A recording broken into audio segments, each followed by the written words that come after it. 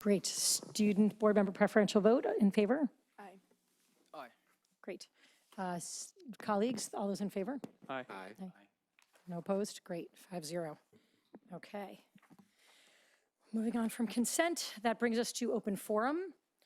We have 15 cards, which brings us to 2 minutes apiece for speaking. I will call you, I know there's a request to go after certain people, yes, okay. So if Mr. Collins can hand them to me in groups of 3, I will call 3 names at a time. So if your name is next or the following, you can queue up here by the microphone. We'll ask that you do your best to speak into the microphone. And there's going to be a 2-minute timer set. Right next to you is some lights. And when it turns yellow, you will have 1 minute left. And when you hear the beep, we ask you to please conclude your comments. If you don't have the opportunity to complete your comments in the time allotted, please feel, even if you do, please feel free to send your comments to the entire board at board@pausd.org. So first, we'd like to start with our students first. So Aaron Galper and Benjamin Stein. And then after that will be Carmen Munoz.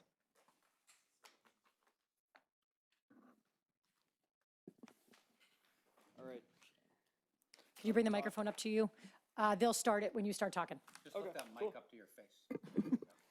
You're taller than most. Hi, folks. My name is Benjamin Stein, and I'm here to talk about Andy's tennis camp. First, let me give some context.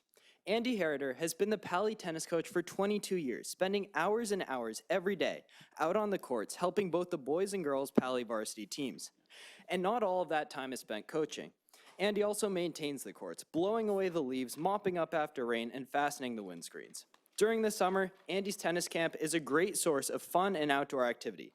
He hires members of the Pally tennis team to work at his camp and teach elementary and middle school kids to play and love tennis. But this past summer, he was forced to shut down camp early. See, previously, Andy was allowed to rent out the courts from PAUSD for $6 per hour per court, the city's rate, which allowed Andy to keep the price of the camp down and pay his counselors. When PAUSD set new pricing for the courts, they set it to $30 per court per hour, and they demanded that Andy pay this price instead of $6. This 400% price hike meant that Andy simply couldn't afford to keep it running. There are several major problems with this decision by the school district. First of all, they're depriving many kids who want to have a fun and active summer the opportunity to do so. Andy's low prices enabled many kids to attend camp when they could not afford to go elsewhere. Second, the school district is depriving high schoolers of summer jobs by shutting down a camp that employs many Pally and Gunn high school tennis players. Finally, the school district is mistreating their tennis coach, a man who has spent 22 years of his life teaching, coaching, and mentoring students. Thank you. Thank you. So we've got we've got Aaron Galper, that was Ben Stein, right? Aaron Galper, Carmen Munoz, and then Kristen Paducah. Okay. You can go. When you Good go, she'll evening. start the timer. I'm Aaron Galper, a senior at Pally, and I'm here to discuss the matter of the price hikes against Andy Heriter, the tennis coach at Pally as well. In pursuit of the reasoning behind this unexpected development, I spoke with the risk manager here at PAUSD who is in charge of the price hike. She justified the price hike from $6 per hour to $30 with 2 arguments. The first was that she offered Andy alternatives, which he refused. Upon speaking with Andy, he revealed to us that she'd offered him 2 options: $20 per hour per court for the month of July that year only, or to rent out 3 courts instead of 6. Neither of these are affordable or reasonable. This is not how PAUSD should treat a loyal 22-year employee. It's pretty shameful. The risk manager's second argument was that other districts had raised their rates too, which makes PAUSD's $30 rate below average. This is patently not the case. Please refer to those charts which were handed out before. You'll notice at the bottom that the average rate, bolded, is $19. $30 is not below the average rate. In fact, the only district that currently charges more than PAUSD is Sequoia Union High School District, which charges a rate of $36 per hour per court. Even then, SUHSD schools provide their high school coaches with special treatment.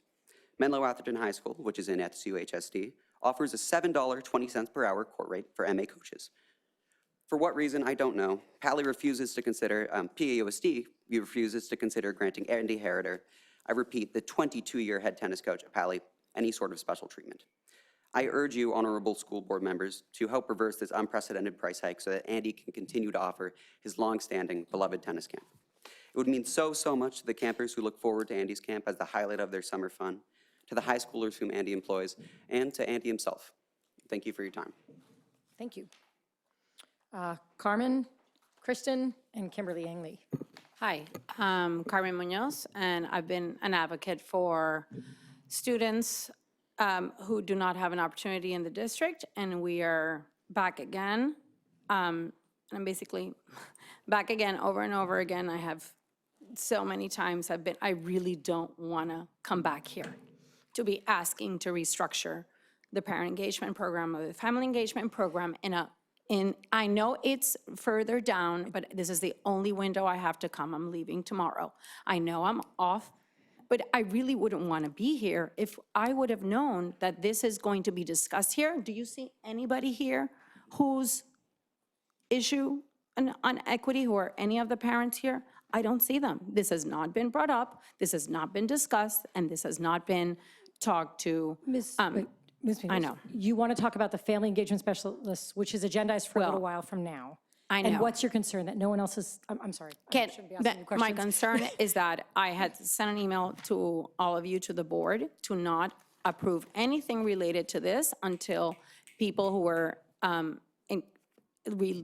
people who really, doing surveys over the summer to a couple of people is not the same thing of people who have been engaged in looking what are the issues around the providing services to the families. Where are the parent engagement people are going to be? Hours, are they going to be off hours to really solve the problem? I am sorry that I can't do this further on. Later on, yeah, I am off whatever topic, I'm in open forum, but if not, that's the only time I could come. But the district needs to look at and really talk to those who have been involved in this topic for decades now. And since the inception of the parent engagement program, close to 5 years ago. Thank you. Because this is a close to $500,000 ticket item in the budget. Thank you. Kristen, Kimberly, and Loretta Ponce de Leon.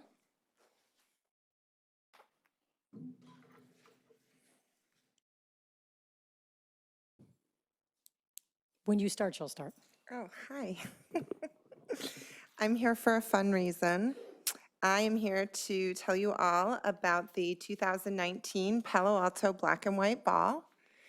It is the largest community event of the year.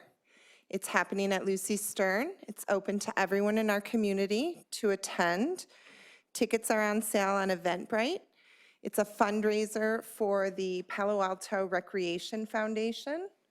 And to have a little fun, I'm going to read you the Black and White Ball by the numbers. There are 38 days left to buy your tickets. 7 years since we had the last Palo Alto Black and White Ball. The event will encompass 2 acres of the entire Lucy Stern property. We have 7 different musical acts coming. It is the 125th birthday of Palo Alto. It's their signature event. So we will have the mayors on stage, birthday cake, champagne toast. It's the 40th anniversary celebration of the Palo Alto Weekly. We have 21 different community sponsors donating to make the ball possible. 30 different food and beverage restaurants and vendors in our town donating food for the event. 140 volunteers from throughout our community. 500 tickets already sold. All 17 PAUSD schools have event banners, thanks to our partnership with PTAC, hanging on the fences. $150 per ticket to attend this party. 1,200 guests are expected to attend, and unlimited gratitude from the Palo Alto Rex Foundation, which we are fundraising for. I'm going to put a few posters on the back table if anyone wants to take them. You can email me at parecfoundation@gmail.com if you have any questions about the event, or look us up on Eventbrite. Thank you. Thank you. It's an uplifting topic. Kimberly Yang Lee. No, had I read the Loreto next? Ponce de Leon? Kimberly, had I said no, Loretta? You say, I don't know, you say Loretta Okay, Ponce it, earlier? it doesn't really matter. Okay, Loretta, and then Kimberly, and then Cindy Ahern. So I'm here to discuss your decision to cancel all elementary school trips. And our Escondido Spanish immersion is affected with this. I'm gonna read a letter. So we have been extremely concerned and disappointed with your decision to cancel all elementary school international trip, and with that decision, putting an end to one of the core defining tradition of our Escondido Spanish immersion program, our annual 5th grade trip to all the Spanish camp in Guanajuato, Mexico. The Spanish immersion trip to Mexico, Costa Rica, have been a tradition for 13 years. It is an incredible cultural experience through which our kids get to use and practice Spanish for an entire week with their peers and native Spanish speakers. It is the cherry on top of the ice cream. After 6 years of immersive study, it is one of the key activities that make the Spanish immersion program very special. And it is an expectation of the children through their years at Escondido and a strong consideration for parents when deciding to join the program. This Spanish immersion trip has also been very resilient through the years. When we went, there were some safety concerns about the original camp in Mexico.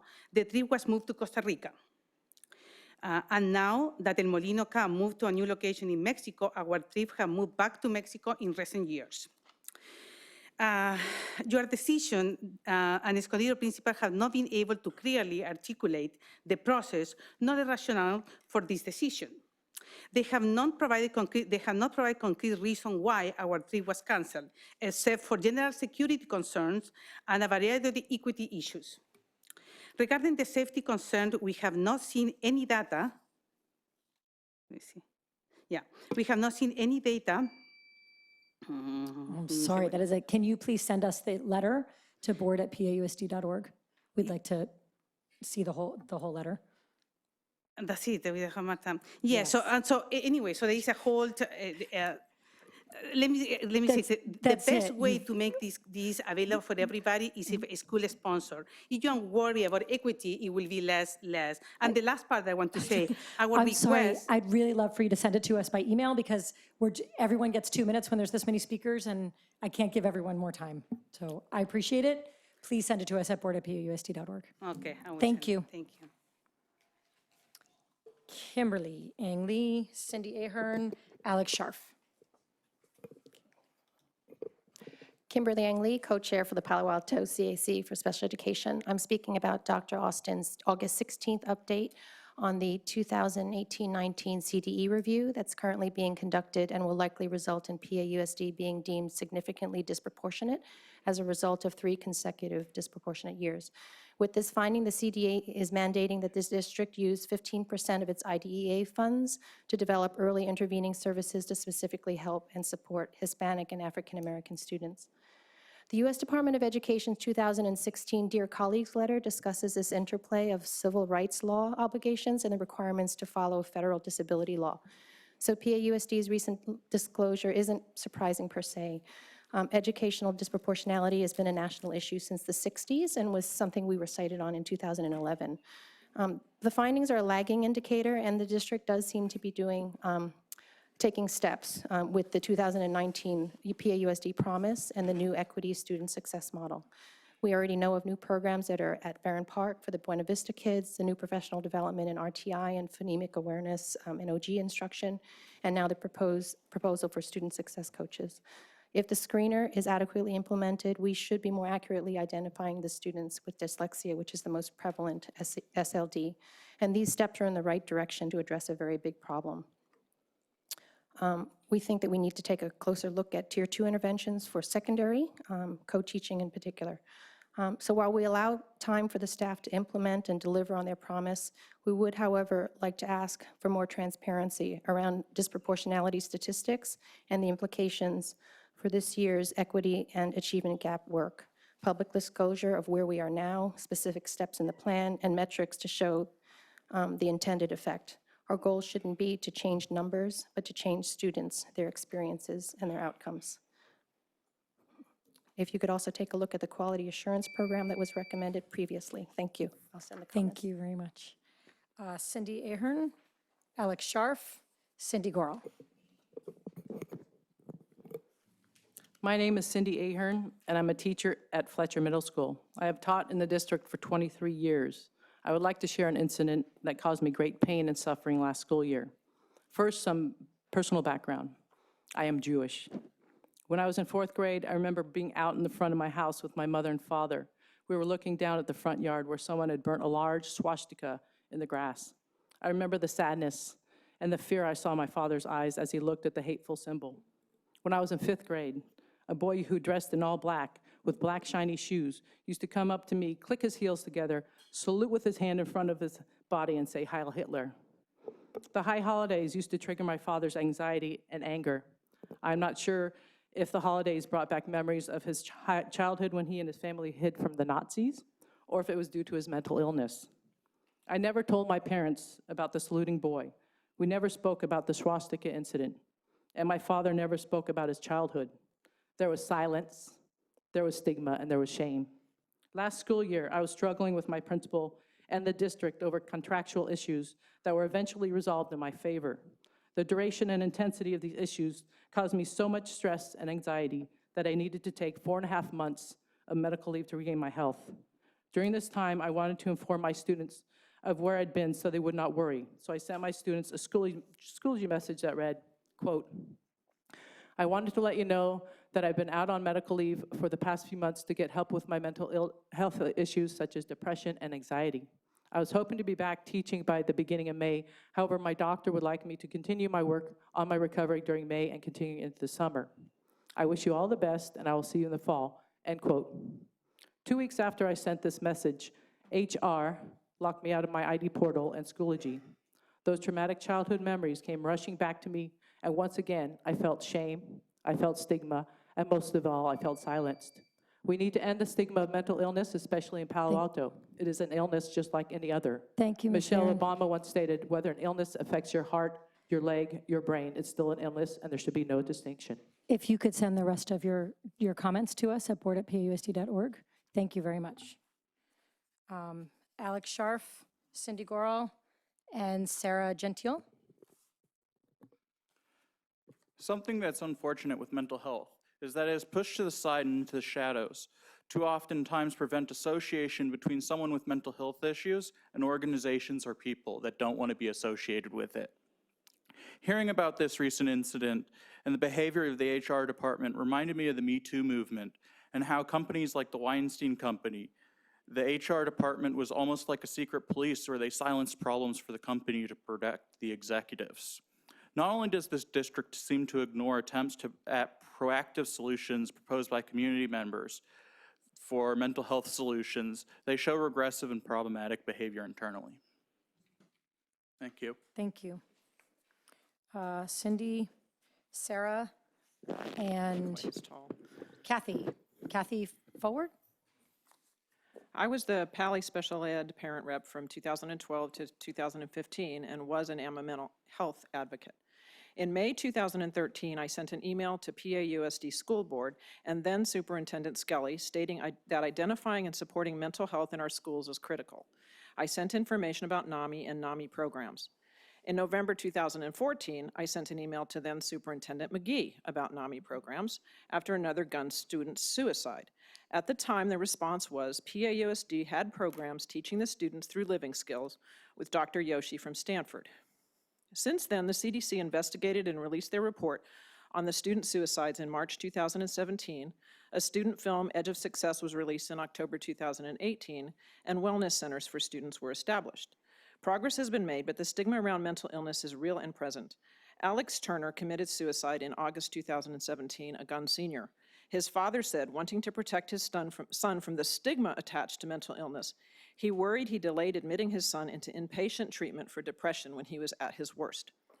What support does PAUSD offer to teachers with mental illness? Who knows if Mr. Hart got the support he needed from PAUSD or if he was afraid of discussing his mental illness because of the stigma around it? We will never know because of his tragic death in December 2018. Why was Ms. Ahern's access to Schoology and ID portal disabled after her email to students? Would the same have been done for someone who had a heart operation and sent an email to their students? Their return would be delayed. HR represents the entire organization of PAUSD. By silencing her communication, PAUSD is condoning this practice. PAUSD is a leader in many areas. I encourage PAUSD to focus on faculty and staff mental health in addition to student mental health and partner with NAMI. I encourage PAUSD to support, not silence, members of faculty and staff who have mental illness issues. When a teacher with mental illness is silent, students learn to be silent too. I look forward to the day when I don't have to keep coming back to PAUSD board and the superintendent to speak about this issue, but can celebrate and hold PAUSD up as a shining example to others. Thank you. Sarah Gentile, Kathy Forward, Vic Ojakian. Hi, I am a facilitator for the Depression Bipolar Alliance in San Francisco, the Friends and Family Group. And one thing we always recommend to our families is to model good mental health behavior by taking care of ourselves, going to therapy, talking about our issues. And when Vic told me about the situation with the teacher in your school district, I had to come say something because you've squandered such an opportunity for any child that's struggling out there that would have had this teacher, I would receive the message from the teacher that she was taking care of herself. And with all the children that have died in your district, I just really urge you not to forget about them and the ones that are still out there struggling when they could have had the opportunity to share in this experience and see that she got help and recovered and is back at her job. So, thank you. Thank you. Kathy Forward, Vic Ojakian, and Julie Wisnick.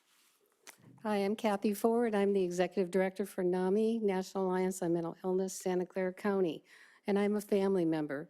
It's time that we really think about ending the silence and ending the stigma and discrimination that exists around mental illness. I think this is a good example of the discrimination. Mental health and physical health go hand in hand, and we have to stop separating it as a separate illness, because a teacher who is ill, has cancer, I'm sure they get casseroles, they get letters, they get lots of, people letting them know you're thinking about them, but this doesn't happen with mental illness. And so I think it's really time as a community, Palo Alto, you've been in the news, you've been on the CDC, become the leaders that you really are here and end this silence. I urge you to look at NAMI.org site. They have, and search under stigma-free partners. There's a national campaign going on to help you end the stigma and end this silence that you have. There's a lot of literature there. There's things you can do. And, pledge to become a stigma-free partner with NAMI, because we're here to support the community, to people who have mental illness and all the families who suffer as well. Thank you very much. Thank you. Vic Ojakian, Julie Wisnick, and Mesrad Rosti. So I'm Vic Ojakian. I co-chair or co-president of NAMI Santa Clara County. I'm here partly because Ms. Ahern asked me to be, but also because some people keep bringing up NAMI Santa Clara County. So I'm going to leave you our mission statement, and it has our website at the bottom of it. And basically what our mission is to make sure that we train, support, and advocate for people who have a mental health condition. So I'm going to make a request of you, and then I'm going to tell you what I'm going to do. The request is that because this is a public comment section and it's a personnel matter, that probably can't be talked about in public. But what can be talked about in public is something about how you provide wellness for the faculty and staff in this school district. And I'd like to see you agendize that in a future meeting and include in it some discussion about when teachers have to go out on leave, their ability to communicate with their students. Some of us are concerned about the fact that maybe Ms. Ahern can't speak to her students because she happened to have a mental health condition, but other teachers maybe can when they have a different health issue. So what am I going to do about it? I've already emailed some of the people on the Santa Clara County Behavioral Health Board that run the Committee on Family, Adolescents, and Children. I'm going to ask them to agendize a discussion on this same topic. And then I act as a advisor on mental health issues for both the Santa Clara County Superintendent of Schools and on a committee that reports to the California Superintendent of Public Instruction. And I'm going to bring this issue up with both of them to see what we're doing around teacher mental health and how it's being handled by different school districts. The state superintendent's committee meets this Thursday, and I'm going to make sure that I raise this issue so we take a look at this and not have situations like what happened to her happen again. Thank you. Thank you very much. Julie Wisnick, Mesrod Rosti, and Cynthia Weber. Hi, my name is Julie Wissink, and I'm a Palo Alto parent and a parent in the Escondido Spanish Immersion Program. So I'm shifting back to that question about the international school trips. And I just want to, again, request that that the board look at this, help communicate with the parents better, and look for ways to change this. It wasn't clear that the board and the leaders at the school hadn't been able to clearly articulate to us, to the parents, why this was decided that all international trips for the elementary would be canceled, other than general security concerns and a variety of equity issues. As far as the general security concerns, there wasn't any data presented or shown why this trip has changed in its security concern recently, or that it was more or less safe than any other trip, either international or domestic, for any of the other trips around, kind of a comparison. And again, as far as the equity concern, that has truly not been an issue. The school makes sure that everyone who goes on this trip, the funds are made, they all go or nobody goes. And it's a really great bonding experience. I know that the way that they discussed how to put that outside of the school time frame would make that it's harder for the kids to do that all together, and very likely some kids might get left behind. And we're trying to give everyone this amazing cultural experience. And I think it's, as well, the parents had been very disappointed with just the process for the decision, somehow that had been done without the input from the Spanish immersion teachers or the Spanish immersion families or any advocates. There was no input from the community, and not very reflective of our experience with the Spanish immersion program in general, which has been really wonderful. So our request is that the district and the board revisit this decision, engage the community, and ensure that a proper decision could be made based on a fuller perspective and more specific data. So thank you. This is we don't have a big contingent here, but the families really do feel strongly about this. Thank you very much. Thank you. Okay, Mesrod Rosti and Cynthia Weber. Hi, my name is Mirza Rasti. This is regarding the partial tax refund for the seniors in Palo Alto. And I'm speaking in behalf of maybe more than 50 seniors who were not aware of the fact that there is a refund available for them for their partial tax. And some of them actually paid the tax for the last several years, and they did not know that they could apply for the refund. And this is in their behalf, we have this kind of request. And one is that the right to receive a refund has not been communicated properly to Palo Alto seniors. In 48 hours after opening the discussion on the Nextdoor portal, we received messages from 57 seniors who were never aware of the refund. Many have not received refunds in these several years that they have been eligible for it. For them, we are requesting that PAUSD set aside a fund so that this citizen can claim the refund, which has been their right all along. We also request that PAUSD lift the June 30th deadline that is set to request a refund. I mean, it happens personally to me. I just turned 65 last year, and on July 1st, my wife and I went over there to request for a refund. Said, oh, sorry, the deadline was last week, and you lost your money, and you cannot request for a refund. So I guess 2 or 3 days. I guess this is a deadline that Palo Alto Unified School District set, and we believe that they can easily be lifted. There is no sort of hard stone here, we believe. Also, the notice on the tax bill that we received, written in very small fonts, that is easy to miss. And it says exemptions may be available for seniors and/or homeowners who meet eligibility requirement. It does not really talk about the Thank you. parcel tax. Thank you, Mr. Esty. Anyway,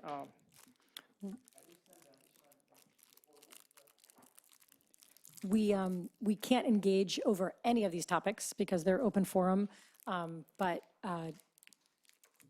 two quick things that I think are within bounds. I believe some of what you're talking about is state regulation and done by the city, by the county, but certainly that's a conversation we'll have. And we'll discuss and we'll clarify. If I, just while I'm interjecting, about Ms. Ahern's concern and the support that she has, I believe our staff is in conversation with Ms. Ahern. I mean, I think that's all we can say, but there's a conversation that's happening to try to. I can say more than that. Okay, great. So let's just go with our last, Cynthia Weber, I believe is our last Yes. comment. My name is Cynthia Weber, and I'm married to Mayor Zarvosty, and we are requesting that the board members resolve that citizens who are qualified to receive a refund of their parcel tax payment receive that any time of year that it's requested. My husband and I have lived in Palo Alto for 35 years. We sent both of our kids to schools here. We voted in favor of the parcel tax both times. But when the district made the case for this tax, it was with the commitment there would be a way for seniors and others to receive a refund if they met some eligibility standards. We requested the refund, but our request was denied because of the arbitrary cutoff date of June 30th. We made our request about 3 days after that. My husband turned 65 in April of last year, and we were not aware of that. And as he said, many people who we've told this to said, wait, is that true? You don't have to be disabled? So there's a lot of confusion about that. And many people want to keep paying that parcel tax who are over 65. But there are some, like us, who paid our taxes for many years, and we're still paying taxes for many things, and we would like to have that parcel tax refunded. So when we went to the business office to try to arrange for that, we were told that the request had to be in by June 30th, and they closed their books after that. And they said, well, what the board could do is they could remedy this by creating a fund to set aside money so that refunds that came in after that June 30th time could be honored. And however it's done, there does need to be a way to honor the commitment that the school district made, no matter when the request is made. Having an arbitrary cutoff date takes away people's rights. Thank you. Thank you. I believe that's all of our comments. Okay, thank you. Well, I guess we're moving on to superintendents. Okay, moving on to 4A, the superintendent's report, and I think you're going to speak to some of these issues in that. Okay.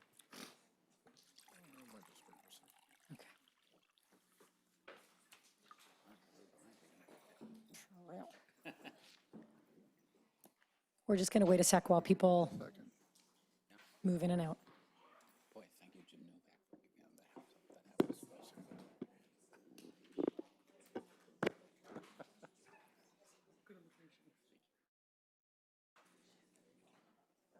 Okay, Dr. Austin. I'd just like to report a few things. First of all, smooth opening to our schools, something that this school district seems to do a historically great job of doing. So when we get out to the school sites, we saw students in classes, teachers ready to go on the first day. The PAUSD promise embraced across the district, I think is just another really good, strong start to the school year. The momentum is obvious. I don't want to miss the opportunity to address and thank Alma Ellis. Alma's our special education elementary director, and she's leaving the district for an opportunity more near her home, which we understand and respect. But I'd like to personally, on behalf of the staff, and I believe the board, thank her for her efforts. Just as a reminder, last year she took over both positions, secondary and elementary, when we were in a pinch, and did it with a smile, did great work. We really appreciate everything almost done for us over the time. Another person's opportunity, however, and Jennifer Baker, internal candidate, is going to be filling in for us on the interim basis this year. She comes to us from Briones, where she's been a school psychologist, has a fantastic background, over 20 years in education. We're excited to have her on board, and also appreciate her willingness to raise her hand and to step up in this time. One clarifier, we are maintaining the split. We will still have an elementary and a secondary director. We're excited about that work. One point about disproportionality, it's not agendized tonight, but I can just touch it. The concept that is a lagging indicator is exactly accurate. The information comes in after the conditions in place had already created whatever that indicator is. And in our case, we feel good about our plan moving forward, but it will take years to cycle out of some of the findings, because you don't get to reverse all of those things in real time. So we will spend more time on disproportionality. We have a piece on that on the front page of our website.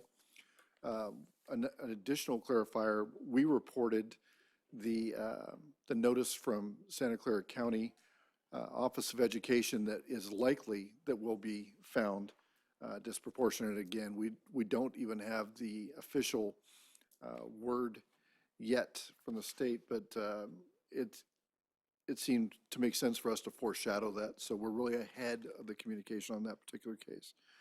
I'll be speaking tomorrow, and some of our staff members will be on a panel for Project Safety Net, another great partnership we have here in the community. That'll be over at the Coverly Center in the afternoon. I do want to thank our speakers tonight, and I think most have left, but I want to thank our speakers tonight who spoke about mental health. I don't disagree with a lot of what they said, especially as far as some things are easier to talk about than others, and that's probably not okay. So I do want to let them know that I appreciate their thoughts. I thought also a pretty solid suggestion about something that we should consider is either an update or maybe even a presentation on what we do to support our staff members, our adults, when it comes to mental health in the school district. I think it's a worthy topic, and something we should spend a little time on. So that was it for my superintendent's report tonight. Thank you. Next, we have student member board reports, and let's start with Ms. Cheng from Gunn. Welcome. If you wouldn't mind, at the start of your report, just introducing yourself a little bit to us. Yeah. Is my mic on? I can't really tell. You have to, okay. Just take it close. Pull it up Yeah, to you. Okay. Hello? All right. Okay. All right. So, hi, everyone. My name is Claire Chang, and I'm a senior. Support team. Love them. Yeah, I'm a senior at Gunn High School, and I've been in the district for 7 years. So I went to Fairmeadow and then Hoover. And for middle school, so from 4th to 8th grade, I actually went to an international school in Shanghai and back for high school. So you said to list some hobbies. So I debate competitively. Hopefully, I was pretty, hopefully competitively. I was previously involved in the Paul's Youth Council, so I have a little bit of experience working with the city council, which is different, but kind of similar. And you guys might have seen me a couple of times. I spoke during open forum previously on social studies and also the CS graduation requirement. And I'm just excited to be here and work with everyone here. And I will do my best to kind of garner student input on issues. And so updates. So this is the 3rd week of school. And we had our back to school dance 2 weeks ago, and there was pretty good turnout, so shout out to that. We decided on our homecoming theme for this year, and I'm not biased or anything, but I think it is the best one that I've seen so far. Back to school night is this Thursday, and I know that Pali ASB and Gunn SEC are planning a bonding event 2 Sundays, so the Sunday after next, so hopefully we can bounce some ideas off each other. Freshman officer elections just happened. And fall sports are happening, college apps are happening, and the Amazon rainforest is unfortunately burning, but that's all I have. Thank you very much. Mr. Gordon, if you wouldn't mind also introducing yourself. Welcome. Hello, my name is Ben Gordon. I'm a senior at Palo Alto High School. I've been in the district for 12 years now, K through 12. I'm an avid golfer. I'm not very good, but still love it. It's my second year in Pali ASB. I served on the site council last year, worked all last year with the Coverly Development Program, so pretty familiar with that. And I'm really, really excited to be here working with all of you and the community as well. A couple quick things I have here. I wanted to start off by thanking Ms. Baton Caswell for coming in and speaking with Pali ASB last week. We briefly discussed representation of student voice, awareness of educational legislature, and the update of the board goals that we shared. Ms. Ofek and Ms. DiBrienza are coming in on September 18th to do a similar rundown. I'll be reporting on that at a later date. Pali campus was very busy all summer with Pali camps. Fall sports are full swing. We have our club day coming up on the 17th. Pajama day, our first pajama day. It's supposed to be a monthly event this year, so excited for that. Back to school night is Thursday, and we had our freshman elections last year. So that's what I've got for now. Last week. Last Said week, last I year. apologize. Other freshman elections. Thank you so much. Okay, Dr. Austin, we're moving on to 4.3, progress of the Coverly lease update. That's right. It's brought support groups. I like that. Is that going to be every time or just Right? just the first? Yeah, I'm going to start bringing my Every friends. time.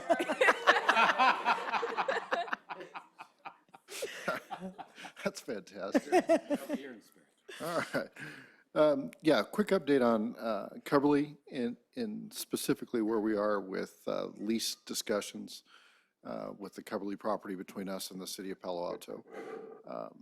As directed, I've been working with the city manager, several meetings and back and forth, even over the weekends, exchanging some ideas. We have some challenges, which we've already identified. One of which is that the two elected bodies are not calibrated about the pace on which we're going to discuss topics, whether that's the development of Coverly or if it's the lease itself. I did share some things and want to make sure that this is public, that you all hear this also. I can still take feedback.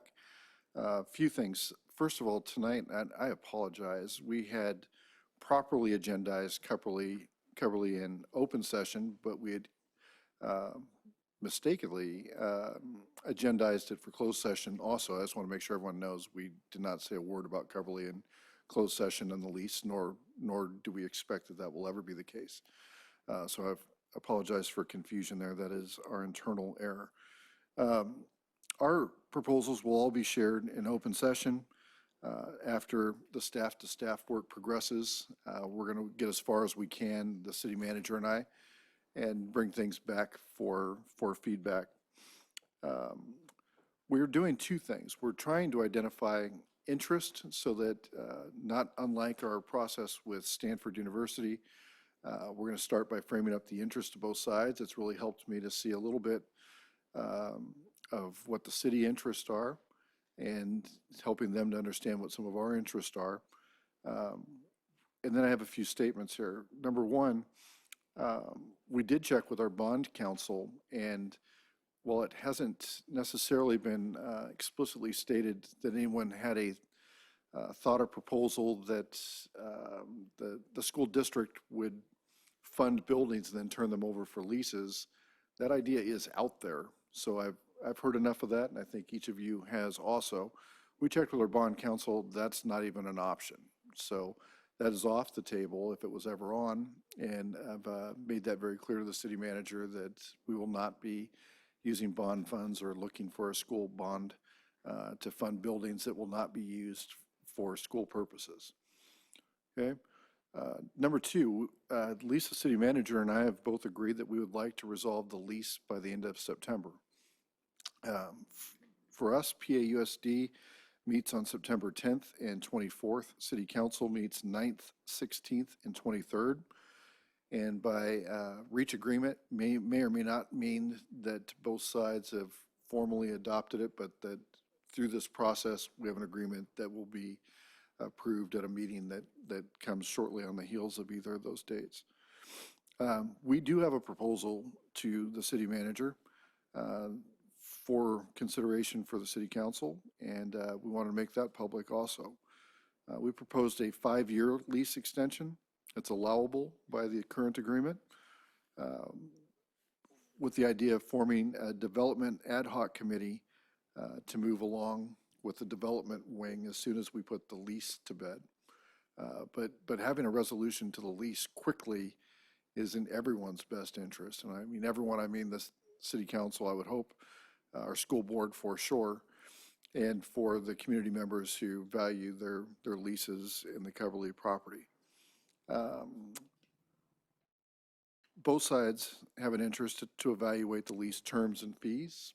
I think if there's an adjustment to be made up or down, both sides are willing to look at that and see what makes sense. And finally, I informed the city manager that the district currently has no interest in developing the actual Coverly site for housing. Okay, so for PAUSD housing, Coverly site is not something that we've discussed or have plans to discuss.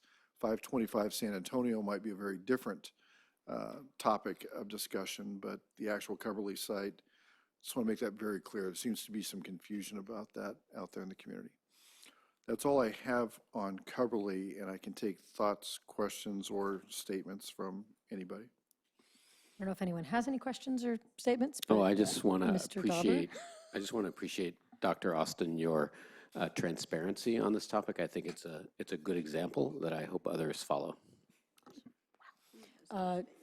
Ms. Bain-Caswell, do you have any comments? No. Okay, Mr. Just Collins? briefly, echoing Mr. Dauber. I mean, I really hope, I appreciate that update. That sounds like good progress and the right things to be working on. I really hope our friends and colleagues at the City Council, follow the example that we're trying to set and start discussing this in open session rather than closed session. I met with one of our city councilmen and tried to understand why they were doing that. And it seemed to be primarily because that's the way we do leases. But I think given the value of the community asset and the shared interests and the shared constituencies and the complexity of the issues, this isn't an arm's length lease negotiation. This is talking about how do we get to a good outcome with one of our most valuable community assets. So I'm glad that we're committed to talking about it in open session. I think it would be far better for everybody if they moved away from, we're going to use the lease as leverage to get something that we want, which is something that one of the city council people said in their open session, and instead, look to a cooperative way to work together to get to yes and get to something that's good for the community. So I'm glad that things are moving along that way, and hopefully it'll continue to move along. Thank you. Mr. Durrell? I have no comments. Mr. Gordon? Thank you for the update. It's good to know that, you're communicative about it and that we're all aware of what's happening. Thank you. Ms. Chang? No comments. I echo my colleagues' comments. Thank you for the work, the commitment to transparency, and keeping us updated along the way. Appreciate it. Okay, we are on to 4D, which is Capital Advisors Legislative Update, which is always informative and entertaining. The guys in suits. I was just excited to see them walk in. So while they're walking in, I personally want to thank again Kevin Gordon and Jack O'Connell. Jack O'Connell, former state superintendent of instruction for California, and Kevin Gordon, founding partner of Capital Advisors. These guys can not only give us some updates on things that are happening across the state, but they can take all of your questions, and I'm not sure if you always know the answer, but you always speak with such conviction. It sounds like you do, so I'm really excited to have you both, and thank you for making the time for us again this year. I'm kind of hoping you really do know the answer. We'll find out. We'll fact check. So are we. And I wish we'd brought our own cheering section like we had earlier today. I commend your newest members of the board here. But thank you very much, Madam President, and members of the board, and Ms. Superintendent, and your outstanding staff here as well. Kevin and I look forward to coming over and sharing a few ideas and thoughts with you. And we thought, driving over, we would talk a little bit about not starting out where we are today, but where we may be in 14 and a half months with this little thing called an election. And for the last 8 years, I've had a hard time following when is the next election, since I'm not on the ballot anymore, but let some of you worry about it. But there was a major issue determined just a couple of weeks ago dealing with what's known as the split tax roll. And when Kevin and I were here about 4 months ago at the public meeting, we were asked several questions on it. And so wanted to kind of bring you up to date, a little bit of the background and a little bit what we might be looking at for the 2020 election, November. You might remember that there were some of the major labor organizations, the civil rights community that came forward and said, we want to put on the split tax roll. The split tax roll is when you differentiate between residential properties and commercial and industrial. Prop 13, when it passed in June of 1978, it treated all properties the same. It rolled back the property assessments from the 1978 June election to 1975 and said whatever your property was worth at that point, that's when you snapped the cord, 1% of the assessed valuation is what you will be assessed for your property tax. And it will only go up 2% a year unless it's change of ownership. And then it will be reassessed for whatever the cost is at that point.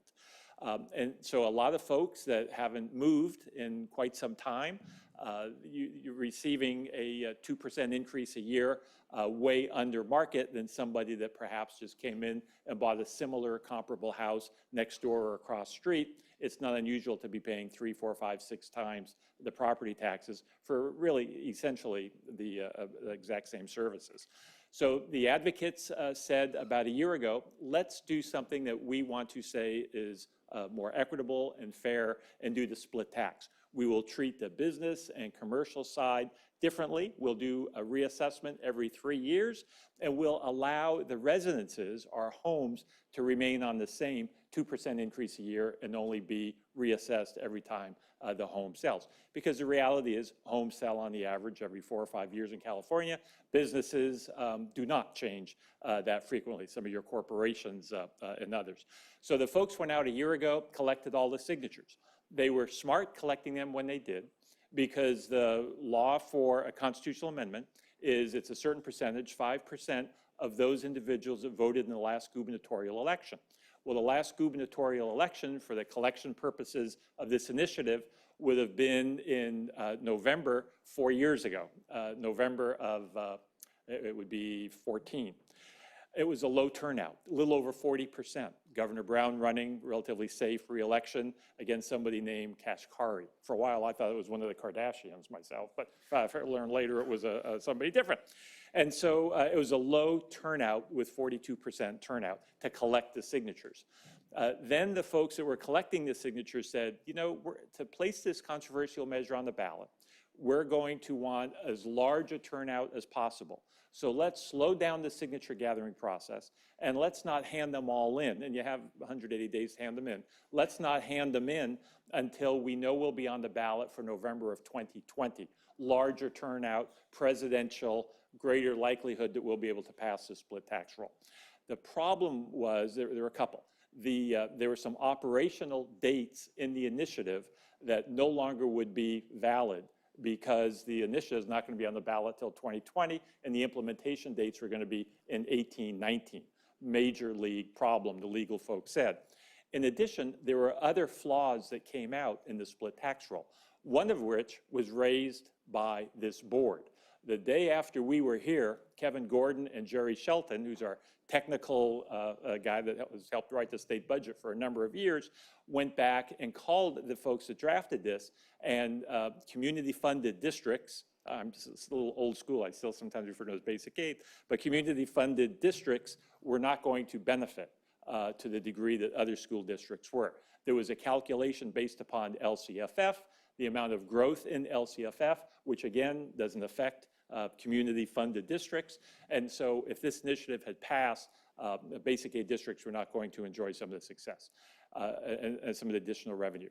In addition, the business community was quick to point out you're treating all businesses the same. So they wanted some exemptions, delayed implementation to maybe the year 2025, 2026, which was determined on smaller businesses for this reassessment occurring every 3 years.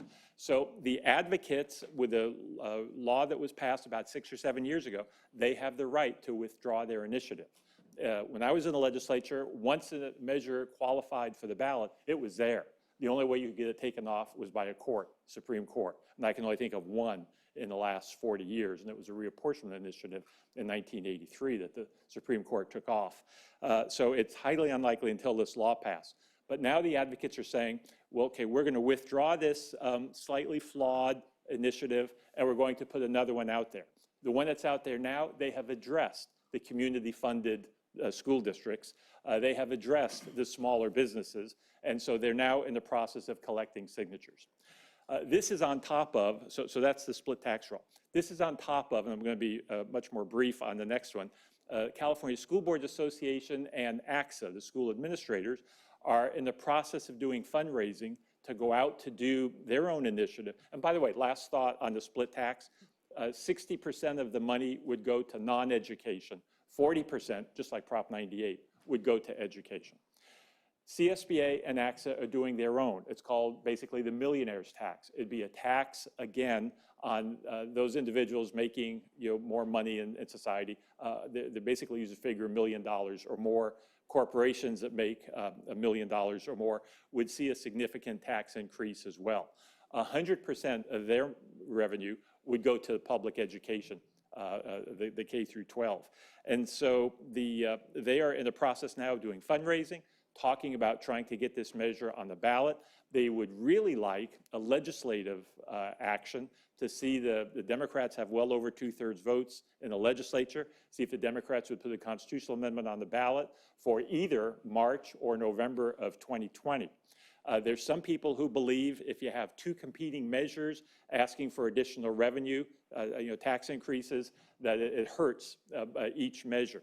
So there are some discussions going on to see if they could be married, see if they could be consolidated, see if one funding source is better. The polling that Kevin and I have seen, it's more optimistic, more favorable on the higher tax bracket side than it is a heavy lift doing the split tax, which will have the Chamber of Commerce heavily involved in the Business Roundtable.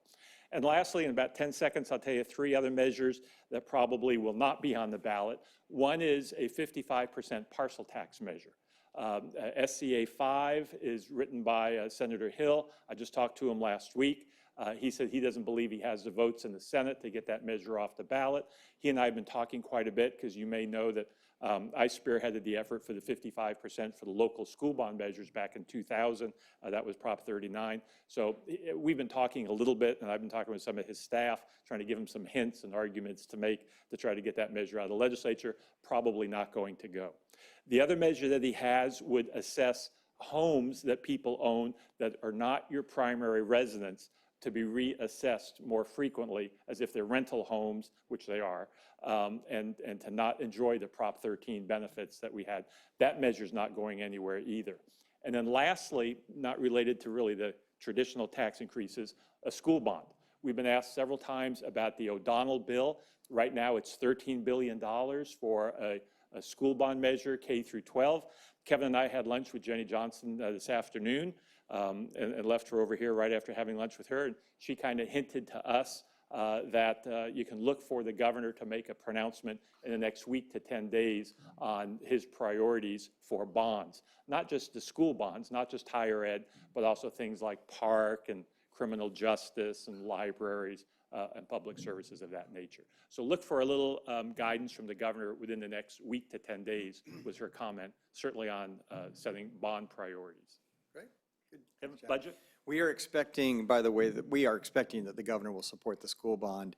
And remember, I think as we updated you last time, there are actually two bond measures. There's a bond measure for 2020 and for 2022, which is pretty ambitious on the part of the education community.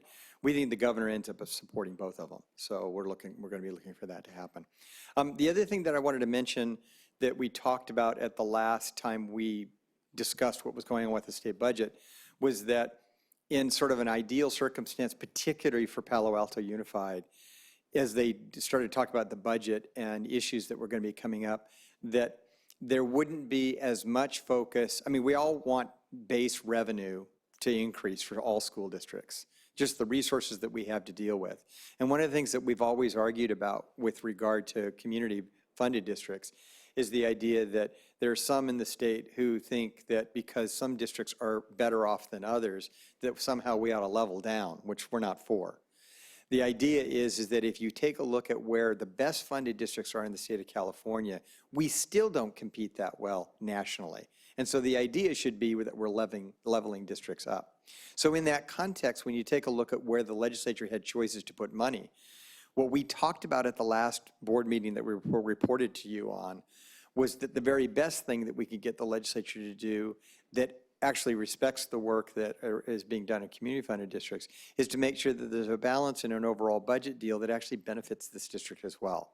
The couple of things I talked about, and I talked about them in some detail, I won't repeat it here, but it was on STRS and PERS.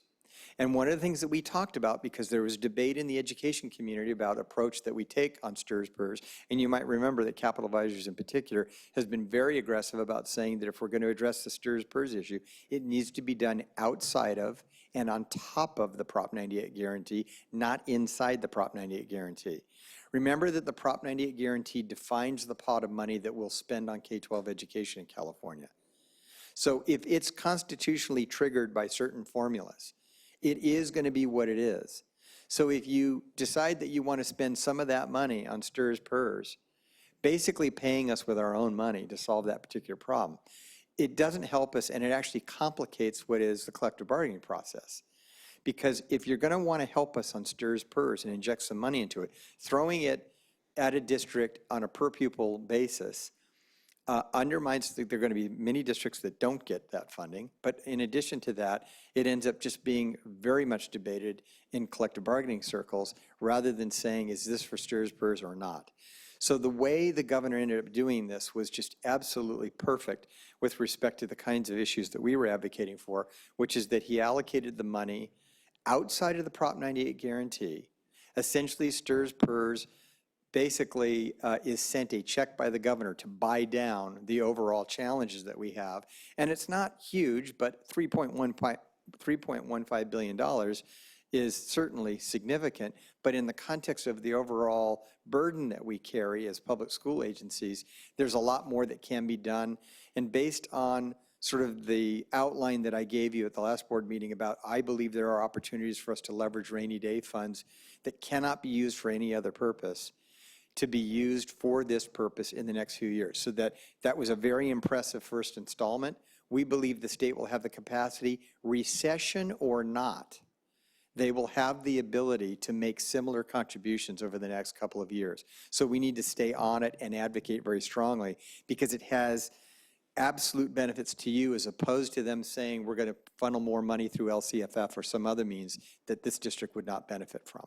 So that's a real significant issue. The second issue that we pointed out at the last time that we talked was about investments in special ed. That we all have encroachment issues with regard to special ed. We've got to try to deal with making sure that the state understands that this district, like so many others, is stepping up to the challenge. And the issue that was brought up a little bit earlier about disproportionality, that there are challenges this district's ready to stand up and try to meet with regard to both the moral obligation and the civil rights obligation we have to kids with disabilities. So as we try to do that, and you take a look at the huge share of that obligation this district shoulders when the federal government promised what they were going to do and fell significantly short of that, we need help from the state. What we need from the state is not more mandates with an expectation of even more things on the to-do list. We need the state to help us shoulder that burden and offset the costs and the investments this district is making in special ed. If you look at the budget deal that was crafted, there were two ways that the budget did that, and it funneled about $630, $640 million into special ed in two ways.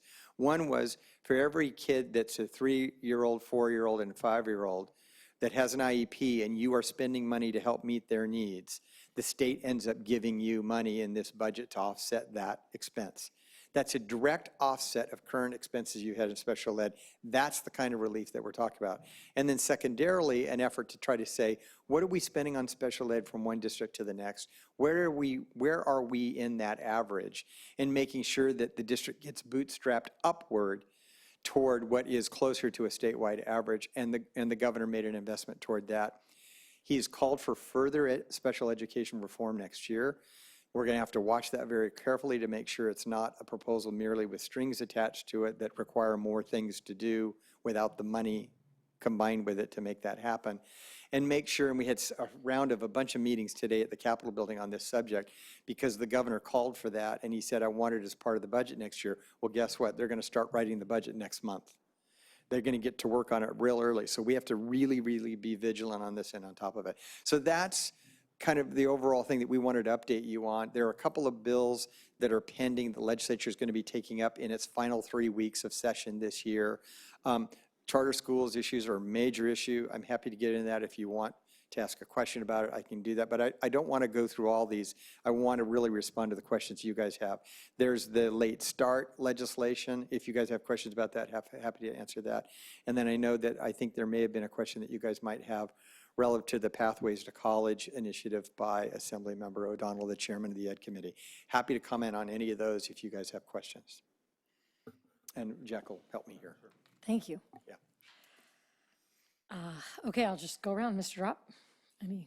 Thank you for the presentation. I don't have any questions, but I look forward to hearing my colleagues. Mr. Dover. I'd like to hear briefly about the late start legislation.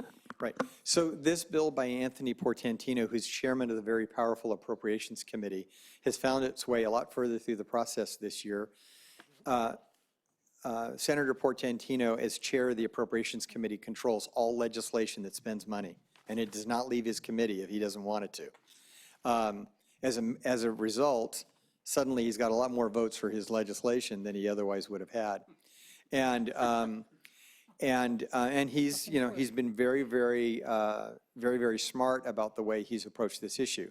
Know that, again, I think we probably are all pretty much on the same playing field with regard to this, but to make sure we bring the audience along, the proposal is to basically mandate statewide that no school district would start school earlier than 8:30 a.m. That's for high school, and 8 o'clock a.m. for middle schools.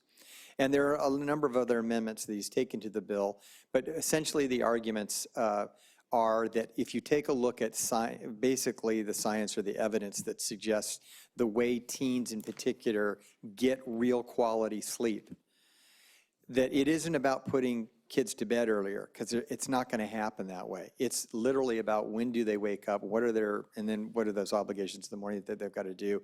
And so there's some evidence that he may be onto something here. However, we have heard in a bunch of meetings we had today, there's 19 different studies out there, and they're not all real consistent. So all the evidence is not necessarily on his side, but he's definitely running with evidence that he promotes as being important. The argument against the legislation is that right now you and any other district can actually make that choice. So if you're convinced by the evidence, you can make that decision to change those start times. If you go with this bill, it is a one-size-fits-all solution, and it takes away from governing boards the ability to make that decision locally. And so there you have CSBA's strong opposition to the bill, and they're going to be asking for a veto. I would not be surprised if at the end of the day, the governor ends up vetoing the bill and on the issue of local control. Although it's a very different situation than when Jerry Brown was there, which was local control was the be-all, end-all. It was absolutely sure that if it reached Jerry Brown's desk, it'd be vetoed. Not so absolute guaranteed with this governor. But the bill where it sits now is, I believe, likely to make it to the governor's desk. And so I think the governor's staff is preparing right now to give this new governor all the arguments pro and con so he can make it to final decision. mentioned the zero period. Yes. You can still have a zero period, but the state will not reimburse you for it. And that's a little bit different than last year. We were talking to some superintendent friends of ours just down south of Long Beach area, and they were telling me an issue for them is if you don't bring the students on until 8:30, 9 o'clock to have them start, you don't end till around 3. And they have contracts with their cities and for ball fields so that the city takes over the ball fields, the gymnasium, the pool at 5 o'clock. And so you'd have to have your football team. I mean, when we drove in, you had a football team still out here practicing at 6 o'clock. That wouldn't happen on some of these school districts. And then for some people, I mean, some parents have long commutes from here into the city and other places. And so what's going to happen if you don't, drop these students off till 8:30 and people have to commute at 7? What's going to happen in the interim with these students? So a host of issues. Right. And Yeah, you have a very passionate author of the bill. Right. So it's going to be interesting to see how this ends up unfolding. We had our own issue with zero period and so forth. I mean, it's the American Academy of Pediatrics. I mean, I'm tipping my hand here as to where Very good. I was extremely disappointed with the CSBA's advocacy on this. Right. I wrote them angry notes to which they responded for a while and then stopped responding. So I think they're taking a terribly wrong-headed view on this. I suppose we could set local standards for whether kids wear safety goggles in chemistry class, but that wouldn't seem super smart. So this seems like in the same class to me. But I'm happy to hear that it'll probably pass again. Disappointed to hear that the governor might veto it. I'll write him a nasty letter as well and see if it has a different effect. Hey, there are issues. When I was at CSBA, I was the chief lobbyist for CSBA. The association took a very controversial position on the ban on semi-automatic weapons. And it was like, well, how is that at the time? It was very controversial. That CSBA, why would they be taking a position on that bill? Well, I mean, that was before Columbine. And it was because sometimes there are issues that rise above local control, because one of the arguments was let every board decide that on their own. CSBA should just stay out of it, and there ought not be a state law, and let communities deal with it. So you're right to suggest there are issues that rise above the issue of local control, and that's why you guys get to be active in CSBA and push them in whatever direction you want. One last point. But it point on doesn't that. prevent this district clearly from Oh, yeah. communicating its views to the And legislature. maybe we should, but Yes. I mean, one issue here actually is, and that you didn't mention, is that athletic schedules are hard to coordinate if schools have different, start and end times. So it actually helps schools that want to have later start times to have a one size fits all, because it makes it much easier to coordinate across districts. So. And I've heard people say in the CIF it'd be easier to get umpires because a lot of umpires work till 3 o'clock, and if the game doesn't start till 3:30 or 4, your baseball game. I'll write that one down. Yeah. People are all over the track. Okay, Ms. Payton-Caswell. Very good. Interestingly enough, I've been in some forums with a lot of different school board members across the county, across the state, and there are a lot of issues around late start that you don't think about, that aren't issues for us necessarily, around having enough school buses, around lights on the fields at night, just a myriad of different issues. And I think the first time this was brought forward, they were ignored. Now they're being talked about, some of these different issues. He has said that this is the hill he's going to die on. Hasn't he said Yes. that in public? He has said this is not about if it's going to happen, it's about when.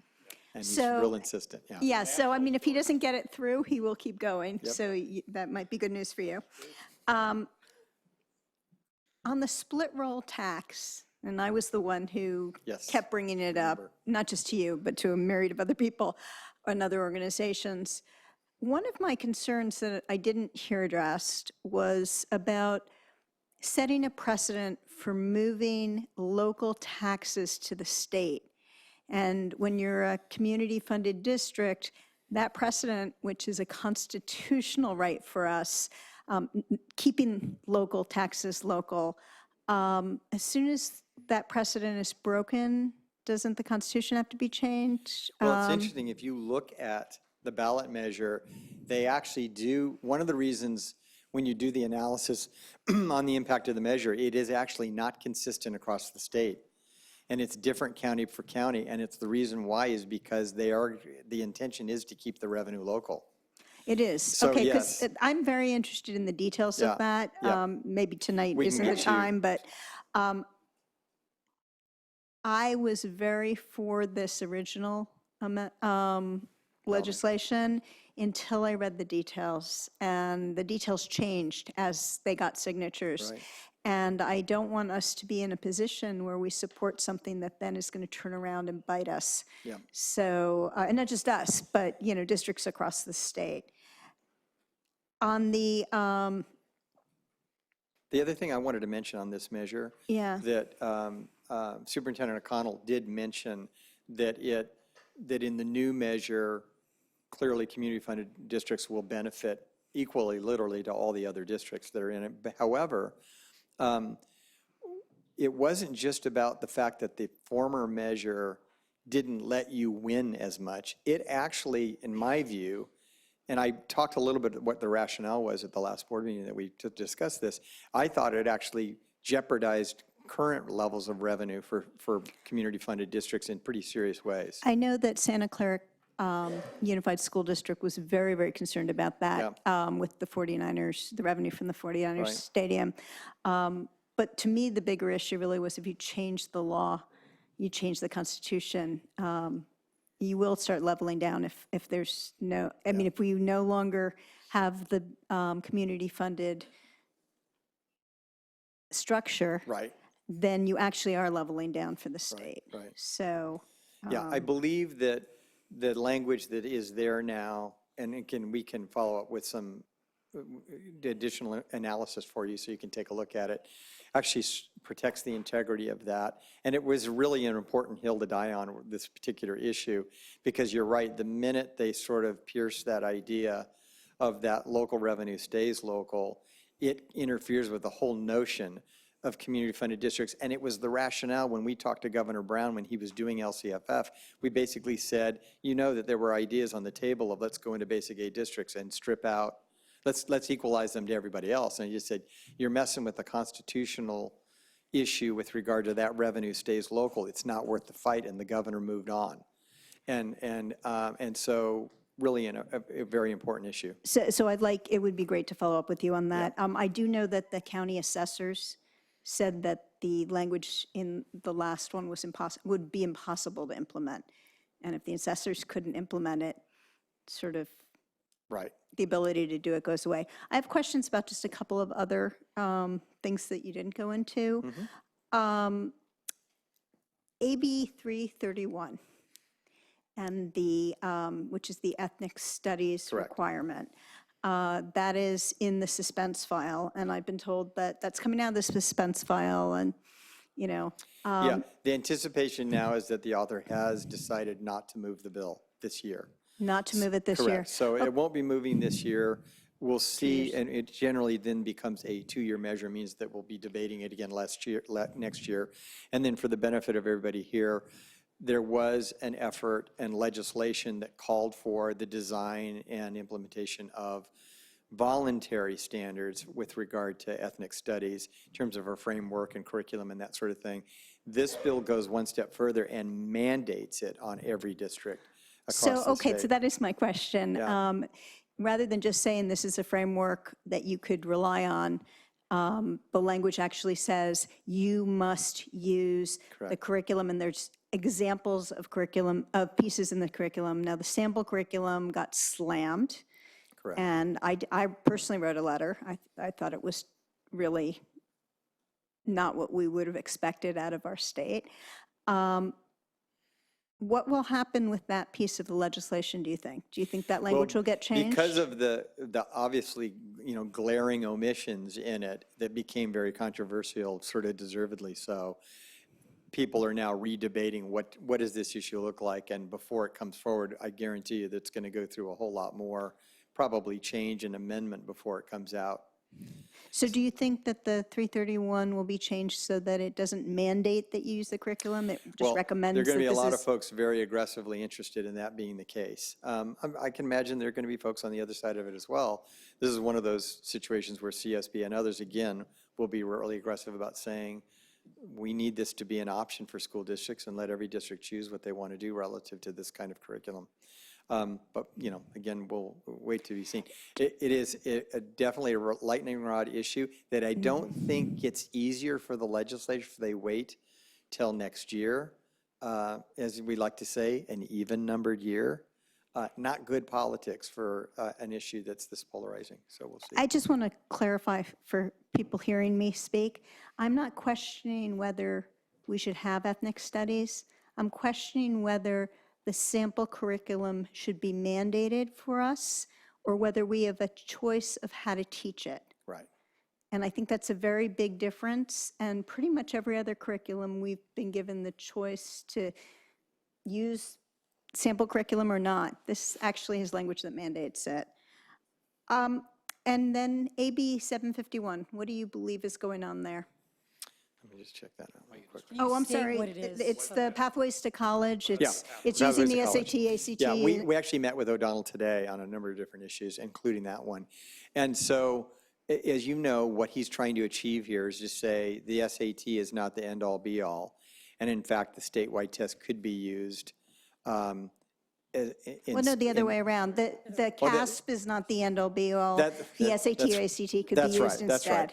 And so the state of California the state of California and the people at the State Board of Education are pretty disturbed at the idea that that they would make that happen. Mike Kirst, who's very invested in CASP, wants to see that test, that assessment protected. So we'll end up seeing what happens on this. I don't expect a lot of progress on this bill either. It's also one of these bills that's in suspense on the appropriation side. When we talked to him today, he said he's not certain that they're going to let that bill out. So we'll see what happens. We're going to know, I believe, on Friday, whether or not that bill's going to move out of appropriations. Thank you. Great. Mr. Collins. Wow, this is like a seminar. I'm learning so much. I don't really have any questions. I did want to just reiterate that, as my colleague, Ms. Bacon-Caswell, said, that she alluded to it, but I want to just pound it. She did a fabulous job taking this technical issue around how the split roll works and being incredibly annoying to everyone around her until they understood how significant it was. And I think a lot of people weren't excited about delving into it. Some people support split roll generally, so didn't like the fact that there was a fly in the ointment. But she did a fantastic job of educating people and advocating for this particular measure that was, in some ways, potentially existential for districts like ours. So I just wanted to thank you for your tremendous effort on that. It's nice to hear that your voice was heard. So thank you. Thank you. Yep, no question about it. Nothing else. Okay, Mr. Gordon. Any questions? To start, thank you guys for coming in. As a student and from a student perspective, it's wonderful to know what's happening in my state, in my country. Looking forward, I know that Ms. Bacon-Caswell and I have discussed this previously, finding a way for students to be aware of what's happening. This is my first eye-opening experience to kind of the legislature through education that's happening for me personally. Finding a way to get the general student population to know and be aware of what's happening would be super important. I'd love to, work with some board members to look into how we can make that happen. Nice. Great. Thanks. Ms. Ching. I had a very similar comment as Ben had. I was wondering if there was a way that we could access all of these bills that are pending, track it, see what the progress is going. Because someone actually approached me asking me about the ethnic studies graduation requirement, and I had no idea about it. And I know that there are some students at Gunn, at least from what I know, that there's actually a news piece that's actually written in the Oracle about it. And I don't think that they actually know that it's not happening. I think that there are some students thinking that it actually has passed. So I think just like general awareness of what's going on and some kind of way to know that. So every week or two, we transmit information to the district that gives an update on what are the key big bills that are going on right now that affect K-12 education. So, it's a sort of disposition of the district about how that's distributed. And I imagine that the superintendent would probably be enthusiastic about making sure that the student board members get access to that information. That'll definitely narrow down, instead of looking at every bill that's introduced in the legislation, you're going to be able to focus on the things that we know not only just affect K-12 education, but actually have implications for a community-funded district like you. But I'll tell you, a step backwards, you get the Cal Channel here on the peninsula, the California Channel. It's like C-SPAN out of Sacramento. And they're going to cease operations after about 20 years. I don't know. It's a cable channel that's been out of Sacramento. I mean, I live in San Luis Obispo, a community-funded district, and I get it. And I know my family used to watch when I was presiding, and sometimes I'd call them, and they'd say, well, we can see you, but can you see us? You know, that kind of thing. But, and then I'd be negotiating with my, 6-year-old, well, watch Daddy. Dad, I haven't seen this Flintstones one yet. I'll flip over during a commercial. But the Cal Channel, which is in most of the state, and it might be on a cable company here, they're going to cease operations. I was really sad to hear that. We met with the assistant chief clerk today and said that somebody else may be picking that up, but it's a step in the wrong direction. So, yeah, you have to use every tool you can. And you guys probably know better than anybody in the room how to access information digitally, because the legislature isn't quite as easy as it should be. You go onto the Assembly or Senate webpage and you're looking for a bill, it's astonishing how complicated it is to find the bills. So if you know your way around it, it's easier to do. But it wouldn't take you guys too long to figure it out. You go in the bill, and there's a keyword search, so you can find bills that way. If you happen to know the bill number, you can do it that way. And then you can pull it up. One of the great things to look for when you do that is when you pull up the piece of legislation, look for the analysis of the bill. The staff analysis is the best way to read anything. Even if you read the bill itself, it's cluttered with a bunch of existing statutory language. So you're trying to figure out what's new versus what isn't. When you go in and look at the bill analysis, it's going to tell you exactly what the bill does, and it'll tell you the pro and the con arguments. So that's a really good way to get current on some of the key issues that are facing education. Great. Thanks. I think that's a good reminder for us, so when we learn about these bills, to share them with these guys, and they can bring them back to their student government. They can make sure the publications know that they have that information, and that can be really helpful. Yeah, I talked through a bunch of bills with the ASB. I tried to pick things they'd actually be interested in, because probably we all could put everybody to sleep. Yeah. With all this. Okay, all of my questions were already asked by my colleagues, so thank you so much. It's a pleasure being here. Nice to see you guys. Thank you all so for much. coming. Okay, moving on to our website refresh project. All right, we're just moving a microphone. We're excited. This is a quick update, and I'm turning this over to Derek Moore, but we've done some nice work. And we're going to just talk a little bit about the pace and take you through some history of why this is important. Derek? Sure, thank you. Really quick, we wanted to touch bases on this, and we're framing this as part of the website project. Is one of the reasons is we're trying to do better at the things that we learned from our last time around, that were some potential issues, and we're trying to not have them be issues this time. So as you know, we went through a logo contest, and we did it in June, and we had over 240 entries of different logos, which you've seen some of them. And we ultimately decided on the logos at the bottom, and in the sense of evolution, not revolution. So when we look at our tree, the shape of the tree is the same. We still have some students or some kids in the middle, so kind of have a circular logo and the words of our name, Palo Alto Unified School District. The font is a little more modern, and we have several different versions or options to use this, both horizontally and vertically in black and white. And I will say one of the things I'm most excited about is that little color box at the bottom. Those are our secondary colors now that are all complementary to the blues and grays that we have that are kind of matched out and known to be very complementary and work well in various mediums. The next things you'll probably be seeing from us that are on the slate are the letterhead, the business cards, and ultimately the PowerPoint template. So as we do board presentations, it'll be a common template. So it will look very official if that all the information is coming out in the same way. And I would like to conclude with talking about a big thank you to our local community member, Yoshimi Munch, who's been helping us with some of the brand guide pieces. And walking through the different areas that we need to think about with the implementation, and making sure that we do this in the right way. So that's all that I have. Thank you. Great, thank you. Mr. Collins, any comments or questions? No, thank you. Mr. Drop? Mr. Dauber? No, thanks. Looks great. Ms. Bain Caswell? Thank you. Ms. Cheng? Mr. Gordon? Looks real good.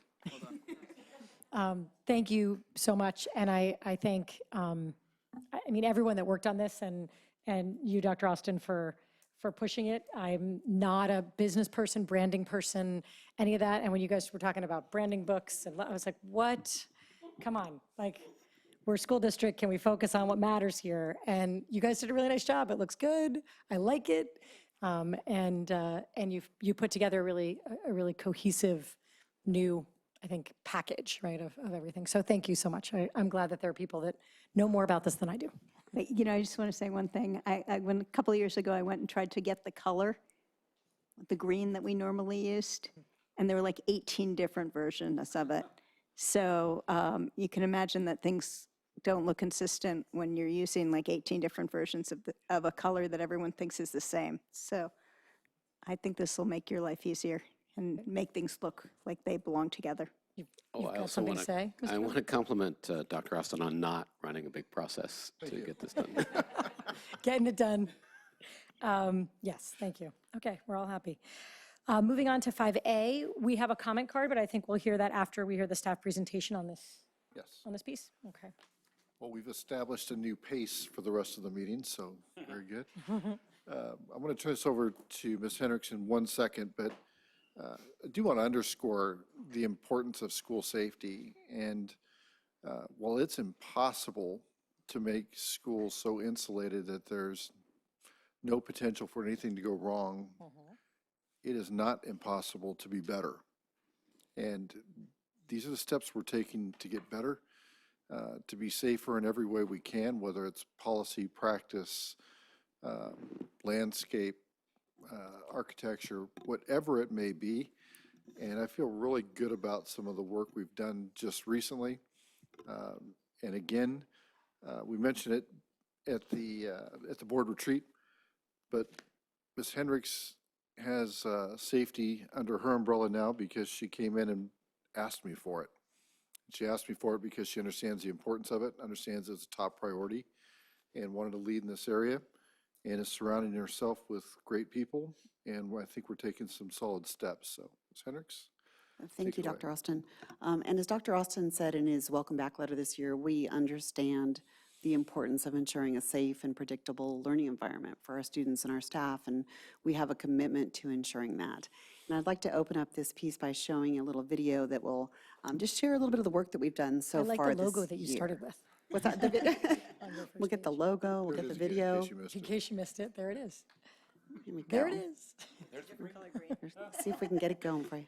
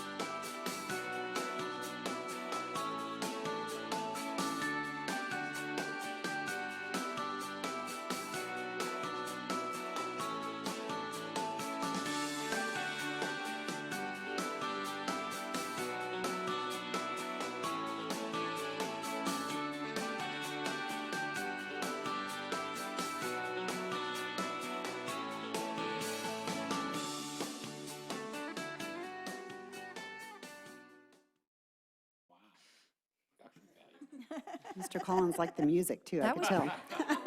That was pretty fancy. So, and the bar was set by Mike Jacobs. So Mike Jacobs has stepped in as our interim safety manager the last several weeks, and has really been proactive about helping us kickstart our efforts on this. So, and you'll see some of the concrete steps that we've taken on there. He created this video for us. We've reviewed the comprehensive school facility safety assessment together. Dr. Austin has as well. Mr. Jacobs is already out at school site working with site administrators on identifying needs and things that we can take care of immediately, and then pacing out more medium-term and long-term actions as well. So we had brought forward job descriptions on March 26th for review and approval by the district. And at the same time, we wanted to have a little bit of time to examine what we believe to be the correct infrastructure for the work that we are going to be doing. Based on our analysis since July, we believe that the infrastructure is correct in terms of designating specific resources for the work of safety, security, and emergency preparedness. And that includes designated staff. So the development of a position for a manager of safety, security, and emergency preparedness is the right step for us. And we have also designated a technician to support that step, which we think is critically important. So as we go out and we begin to take actions immediately and look at long-term goals towards this, I think the recommendation that I'm bringing to you tonight, or the request, is that we approve the allocation of resources, an increase to the budget, so that we can bring in these two positions and get them filled immediately. Looks like an increased cost to the district of approximately $200,000. We'll be adjusting some other positions probably a little bit, but I would anticipate a cost to the district of about $200,000 per year to create this structure of manager and technician to support the work that's being done. Okay, we'll start with our comment card. Hamilton Hitchings. Good evening. I'm Ashley Hitchings' dad, who just graduated from Pali. During her time at Green and Pali, I was the PTA chair for emergency prep. In addition, I'm an active member of the City of Palo Alto's Office of Emergency Service Community Emergency Response Team, and I've had extensive training by the city. I want to thank Karen Hendrickson for prioritizing student safety and proposing to staff it adequately. Here are a few examples of where PAUSD staff training can save student lives. Stop the Bleed is a nationwide one-hour training class created after analyzing the Sandy Hook shooting and realizing that this one-hour training would have saved student lives in that and similar events. It's offered for free by Stanford Hospital, and Menlo Atherton High School has already taken it. And it's useful for both gun violence and earthquake response. During the Marjorie Stoneham Douglas High School shooting, there was poor communication resulting in slow police response. Quickly identifying and clearly communicating on-campus threats requires preparation and training. A final example that I personally saw was at Pali, the search and rescue team was not adequately trained. And the chance of a major earthquake in the Bay Area in the next 30 years is over 70%, according to the USGS. This action item presents an opportunity to increase preparedness, reduce injuries, and even save lives in the unfortunate event of an emergency such as an earthquake or gun violence. Please vote in favor of this action item, and thank you very much. Thank you. Okay, colleagues, I think we're slated to start with Ms. Bacon-Caswell first on this. Well, I'm going to be voting in support of this. Back when I was PTA council president, 12 years ago, 13 years ago, there was a father in the district who was very, very concerned with emergency, I think you know him. And he came to many a board meeting talking about how important it was to pay more attention to this. And as a result of his efforts, there were some things done, but really not enough. So I hope he's watching tonight, that this is actually on the docket. I think that there are some things that we should be doing that we're not doing, and if we can have the right staffing in order to pay attention to them. The report that you've received, Dr. Austin, we have it on the calendar to... I want to say October 22nd, we'll be coming back. Okay, so there's work for them to do. As soon as we find, if we vote this in, As soon as we find these people, there's work to do for them immediately. We have someone in the interim position already in motion. So yes, we are off and running. Okay, thank you. Mr. Collins? I too will be voting in favor. I mostly just want to commend Dr. Austin and Ms. Hendricks and the team. I mean, this, in my mind, is emblematic of several issues where, you know, we're a school district that gets great, that has very high overall results, but some of the things that we have skipped over, some basic things that we need to do well. And that's not glamorous, and it's not always popular to say, you know, let's hire school safety technicians. I mean, that's not what most people, what most board members want to campaign on. That's not what most administrators want to spend their time doing. But nothing could be, if not doing it is a huge omission. And, you know, there are other things in our district that fall in that same category. I'm encouraged that we've, you know, kind of systematically gone about addressing some of these things, and I hope we continue to do so. So thanks, and I'm looking forward to seeing the plan. Mr. Terrell? I'm very heartened by this. I'm also going to vote in favor of this. I think the last few meetings we've talked about safety. I've talked about how important I think it is to really make sure we're doing everything we can to ensure safety in our schools. And I keep bringing it back to gun violence because it is so recent in our minds. I think with the disappointing pace of gun reform in our country, it's really important for us to take positive steps. I think as recently as today or yesterday, there was a school shooting plot that was foiled in Sacramento. These things are close to home as much as we don't think about them. And so I like this as a step in the general plan of increasing safety and being more proactive to keep our students safe. Mr. Dauber? So I agree with all that. I move the increase in the 2019-20 budget to fund these two positions as set forth in this item. I second. Great. Okay. Mr. Gordon? Do you have comments or questions? I have no comments. Thank you very much for agreeing to, take this on. It's a wonderful opportunity for us to, take a stance on it and ensure that every single one of our students in our district is safe. Ms. Chang? I don't have any comments either, but thank you for prioritizing student safety. Great. That's great. I would like to thank all of you for not only for taking the action that is long overdue, but I think in doing it in a way that is supported by best practices and research. There are schools all over this country that are turning themselves into prisons. They're putting up high gates. They're having armed guards everywhere. It doesn't make it a very conducive learning environment. And I think the research shows it doesn't actually make them much safer. So I appreciate the way that we have gone about doing a needs assessment, looking at opportunities, while still acknowledging the fact that we are a district that has very open campuses, and the community as a whole really appreciates those pretty open campuses. And there are some smart changes we can make that will increase our safety and security. So I have heard from many community members over the past couple of years that they're very concerned about most directly an active shooter situation, but also from many community members that they don't want to see our schools being walled off and have armed guards everywhere. So I really am grateful, not only that you're doing the necessary work, but that you're doing it in the most informed way based in research and data and evidence. And I think that all of our students benefit from it, and I'm really grateful. So we have a motion on the table to approve this. Let's start with student preferential vote. All those in favor? Aye. Aye. Great. Okay. And colleagues, all those in favor? Aye. No opposed. Okay. Passes 5-0. Thank you so much. Okay.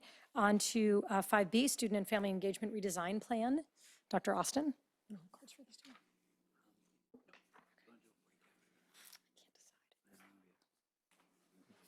You want to do this one? Do you?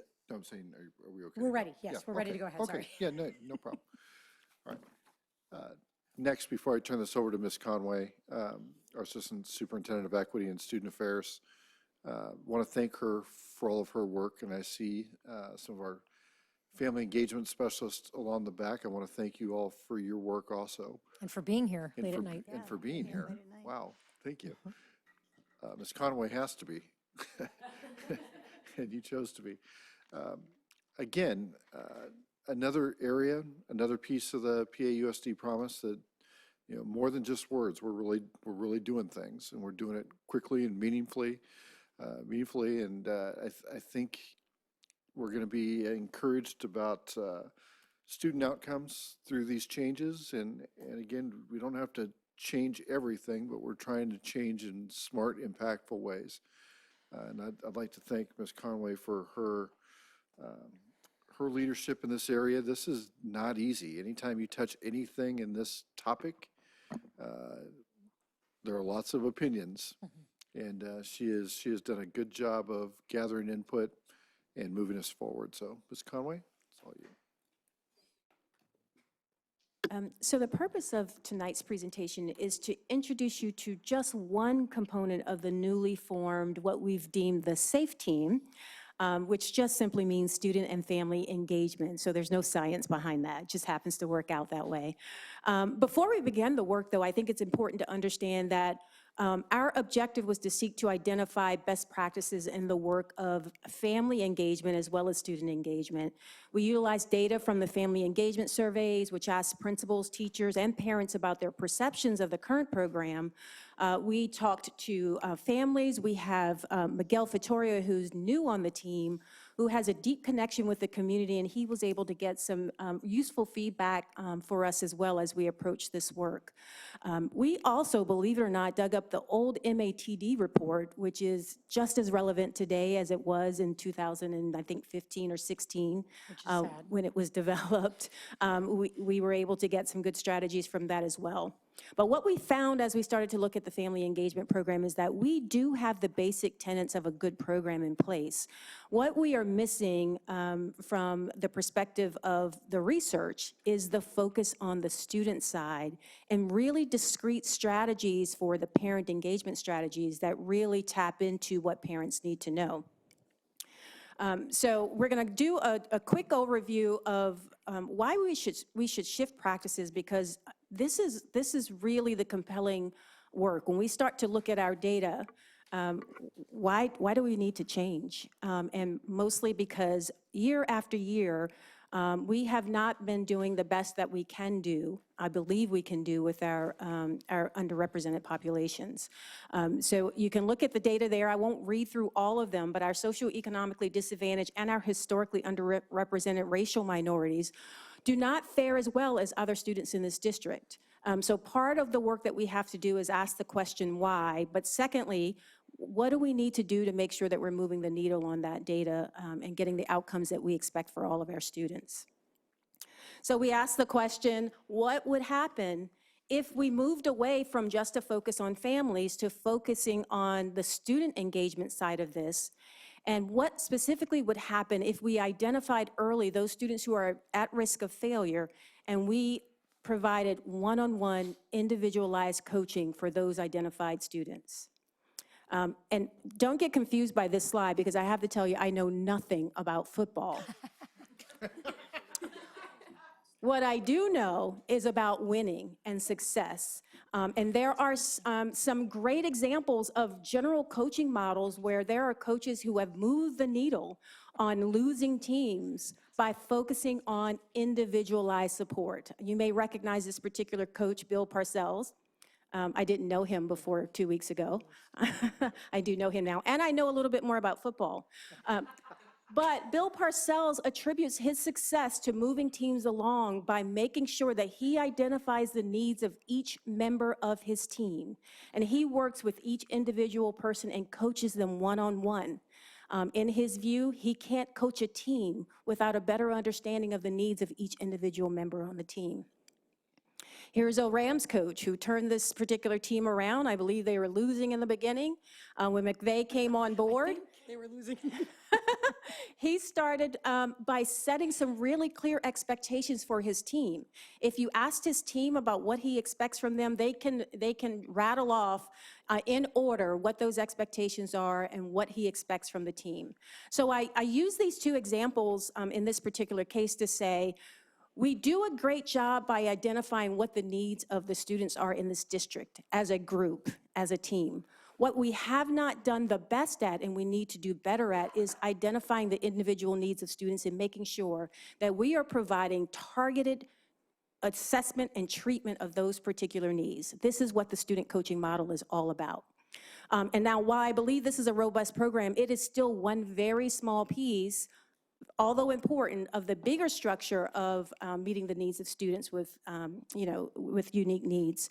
So you'll see here a representation of our newly formed Equity and Student Affairs Department, and I am so proud to announce the addition of Judy Argumetto on the team, who is in the crowd back there.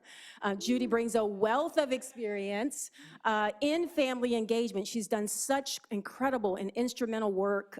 It is imperative that she be a part of this bigger structure around not just family engagement, but providing student supports. So that you'll see here, this current structure for equity and impact touches just about every one of the needs we can identify, and this is just a small representation. But what you'll see is it addresses the mental health side of this, it addresses academic supports for students in particular categories, and it also addresses the behavioral support needs from not just the student level, but from a district-wide level. So we feel like we have a really strong team in place right now to approach this work in a meaningful way. So let's talk about what this program is all about. SAFE has two components. The first component of that is the obvious component, which is family engagement, the parent liaison side. The newest component is the student side of that, and we are coining that the student success coach model. And this is what you'll hear about today. This is what the focus of tonight's presentation is. The methodology around this is that we are providing students with individualized support. We are checking in with those students on a regular, consistent basis. Even that student who fails to wake up in the morning, that alarm clock didn't go off, this particular individual is calling home, not waiting for that automatic dialer, but calling home to that student and said, hey, we noticed you weren't in school today. Or the student who has been absent for 2 days in a row, what's going on? So we're also looking at the example from McVeigh, who's very clear about setting a clear direction for what we expect of students. Students know they have to do their homework, they know they have to come to school, but sometimes they need some help actually setting a clear plan. You have 3 assignments due. Let's talk about how we can work through those particular assignments and prioritize to get those done. Organization and planning for weekly assignments, advocating for a particular student, and then being that person, that mentor that serves as a caring and trusted adult. Mind you, there are many on campus, but sometimes it's that one person that connects in a different kind of way. This is what we hope our coaches will be able to do. So part of the work is tracking progress. We are going to be deeply grounded in the data on this. There are 2 avenues for students to get into the support with a success coach. One is by recommendation and referral from the school site. Here is the newest and most unique way. We are looking at data in an ongoing manner. We're looking at grades, we're looking at the DF list, we are looking at absenteeism. Those are the things that are going to help us from a district office level identify those students who may need support. So we're not waiting for someone to come say, this child may have a problem or may need some support. We are actually actively looking and seeking to identify what students may need our support so that we can intervene before they get to a point where there's failure. So you'll read a little bit about it here. I won't go over that in particular. It just kind of identifies specifically some of the things that we hope to accomplish. Obviously, our ultimate goal is to improve student outcomes. So I'm going to ask Miguel Fitoria to come up for just a moment. I have not worked with a more passionate individual around this work. Miguel is so committed to making sure that he's meeting the needs of our historically underrepresented students. That he's working late hours and he's thinking outside of the box, and he's even making me think a little bit about some things that we can do differently. So Miguel, if you can talk to us a little bit about how you see this impacting our students. Of course, thank you. Tonight, actually tomorrow evening, Lana and I are going to be doing a fantasy draft. So if anybody wants to get into it a little bit, she knows enough about football now. Just a little bit. Just a little bit. But honestly, I started only 2 months ago, and our work towards the student success coach model started day one. I spent that day looking at the data, finally given the access to the Infinite Campus reports that I'd always wanted, and looking at that data and trying to really understand what is going on with our students. What made it the hardest for me was that I actually knew the names on paper, that these were actual students that I had experiences with. I knew the parents. I had seen them graduate middle school and then struggle in high school. And as somebody who was in their shoes, it was very difficult to look at those real-time data numbers and start to really think, what's going on? What is happening that they're falling through some cracks here and there? And what do we need as a district to come together to make sure that we do? The second day, I spent calling families and students because that was initially what I think I needed to do. I needed to get them into the room and start saying, what is it that's going on from your perspective? You're the one coming across the bridge. You're the one coming from low-income communities. You're the one that actually has something happening that is not allowing you to succeed in school. We know it's not the supports that we have because let's be real, there are so many supports in these schools. It dizzies one to look at how many different methods of intervention that we have across the secondaries that are amazing. The elementaries have their ITI plans set, ready to go. There are so many avenues for success for students, and yet they still continue to not access the right resources and the right supports in the timely manner that they need to so that they actually can succeed. Part of that success coach model that we're trying to implement is to really think about saying, let's make sure that they access and use, let's follow up, let's create plans, let's truly follow this student all the way through as much as we possibly can to ensure their success. Not just merely provide them a better opportunity, but can we try to ensure that they actually succeed within our district? I had a coach, her name was Deanna. She was fantastic. She was an FCE coach when I was Foundation for College Education. Without her, I am not up here, I am not in front of you all, because she, every week, sat down with me to develop a plan of my homework assignments, of my upcoming exams. Are you taking the SAT or the ACT? What is it that you are going to do to make sure that you succeed? And she did not let me falter. It was that kind of continued mentorship as well as coaching that made sure I succeeded and am able to be up here. What we're looking for is a model that represents that without losing the family engagement component of it. Instead, can we develop a model where elementary is focused on family engagement so that we provide families with the necessary toolkits so that by the time that they are parents of a high schooler, the coach is the only thing necessary because the student has self-efficacy with that coach. Where the parent has the skills, and in a perfect world, neither are necessary down the line. We can build towards that, and I think that this is a step in the right direction. We have an amazing team that we've put together, and we're looking to add to it. I think that is the conversation we're having today is we just need a few players on our team to help us truly get there. The coaching model works for our team as well, and we hope that by the end of today, we can come to some agreement that more players on the team isn't bad, especially when they come with some skills. Okay, thank you, Miguel. He's not passionate about this work at all. So tonight, the purpose is for you all to look at what is proposed in terms of the staffing that we need in year one to make this as successful as it can be for a year one project. So you've seen the numbers. We are hoping to maximize, again, you know, we work with what we have, but we have such a strong team in play. Like Miguel said, we need just a few more players on that team. And it's important, and I want to stress this, the family engagement side of this is not going anywhere. This is an ongoing conversation about how do we improve. And we had an earlier speaker who talked about you know, lack of opportunities to participate in the planning. That's ongoing. As a matter of fact, she's one of them on that team. So I want to make sure that this community knows that, you know, we are seeking parent input. We are seeking our community's input to improve the program. But this is one small piece that's grounded in the research that we want to make sure that we shore up here in Palo Alto Unified. Thank you. Thank you. We don't have any speaker cards, do we? No. Okay. Okay, let's start going around. Mr. Dauber, I get the feeling you're going to have some opinions about this.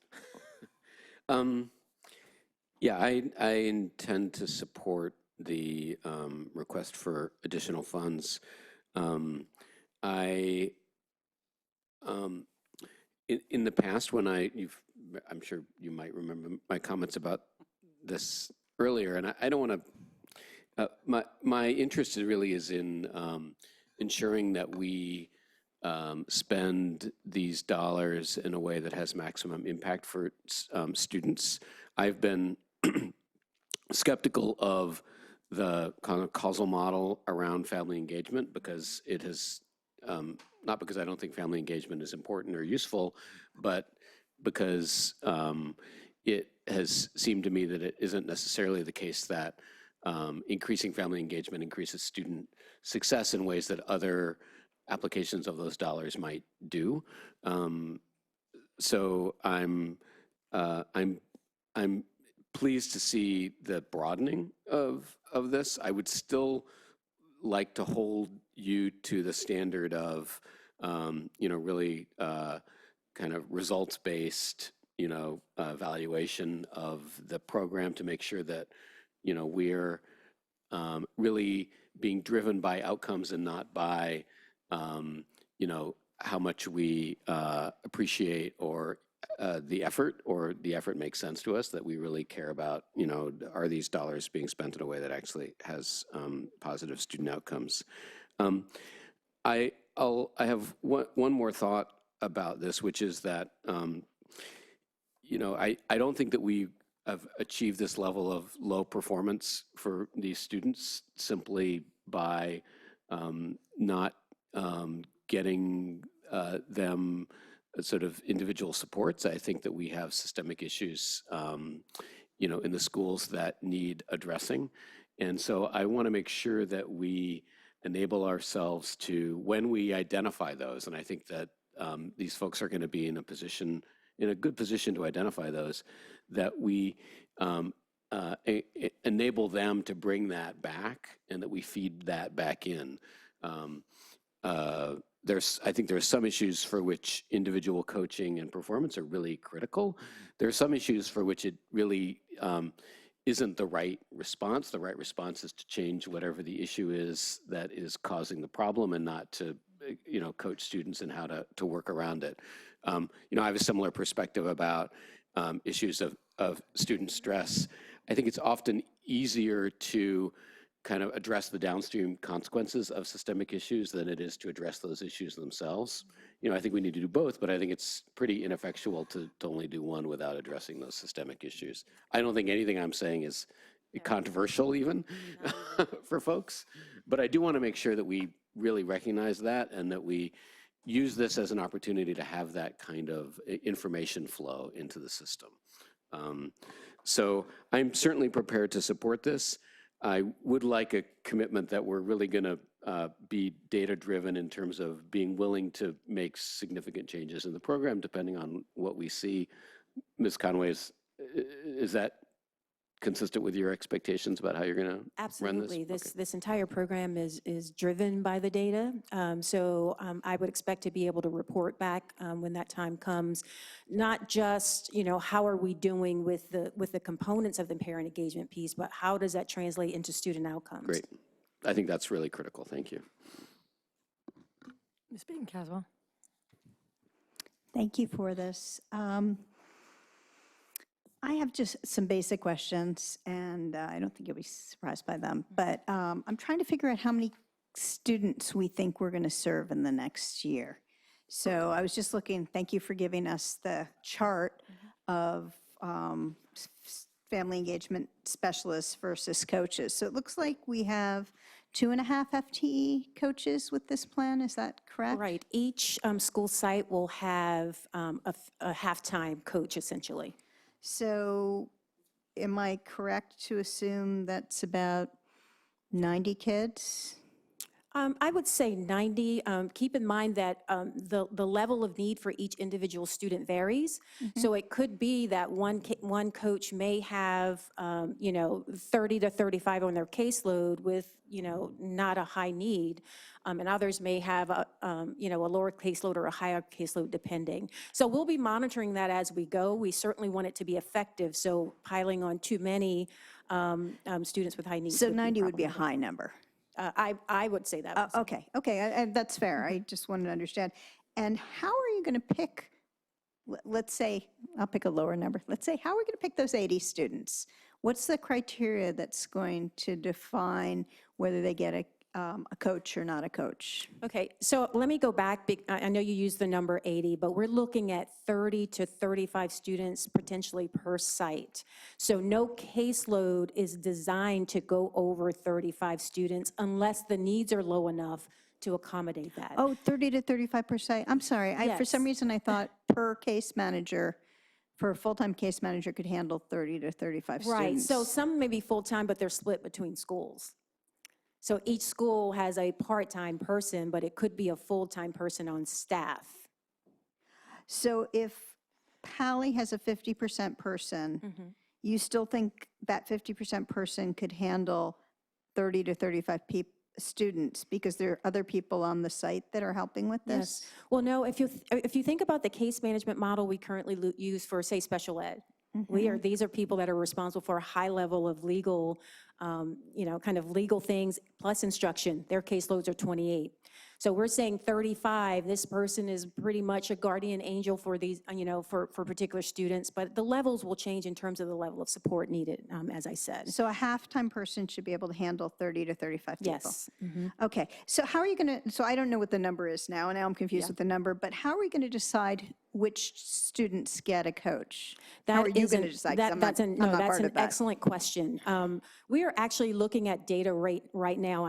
Miguel is literally pouring through DF list. He's looking at chronic absenteeism list. There's a variety of data that we're looking at to pinpoint who might potentially need our support. We are also relying on school staff to let us know which families we need to intervene with. This is a student who may have history of disciplinary issues or who may just need some additional person to push them along. So there are multiple ways to get into the pipeline.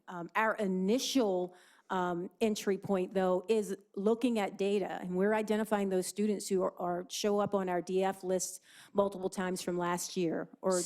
So if, let me just ask this. If you have a kid that's like an AVID, for example, and is a historically underrepresented minority student, but they haven't been on the DNF list.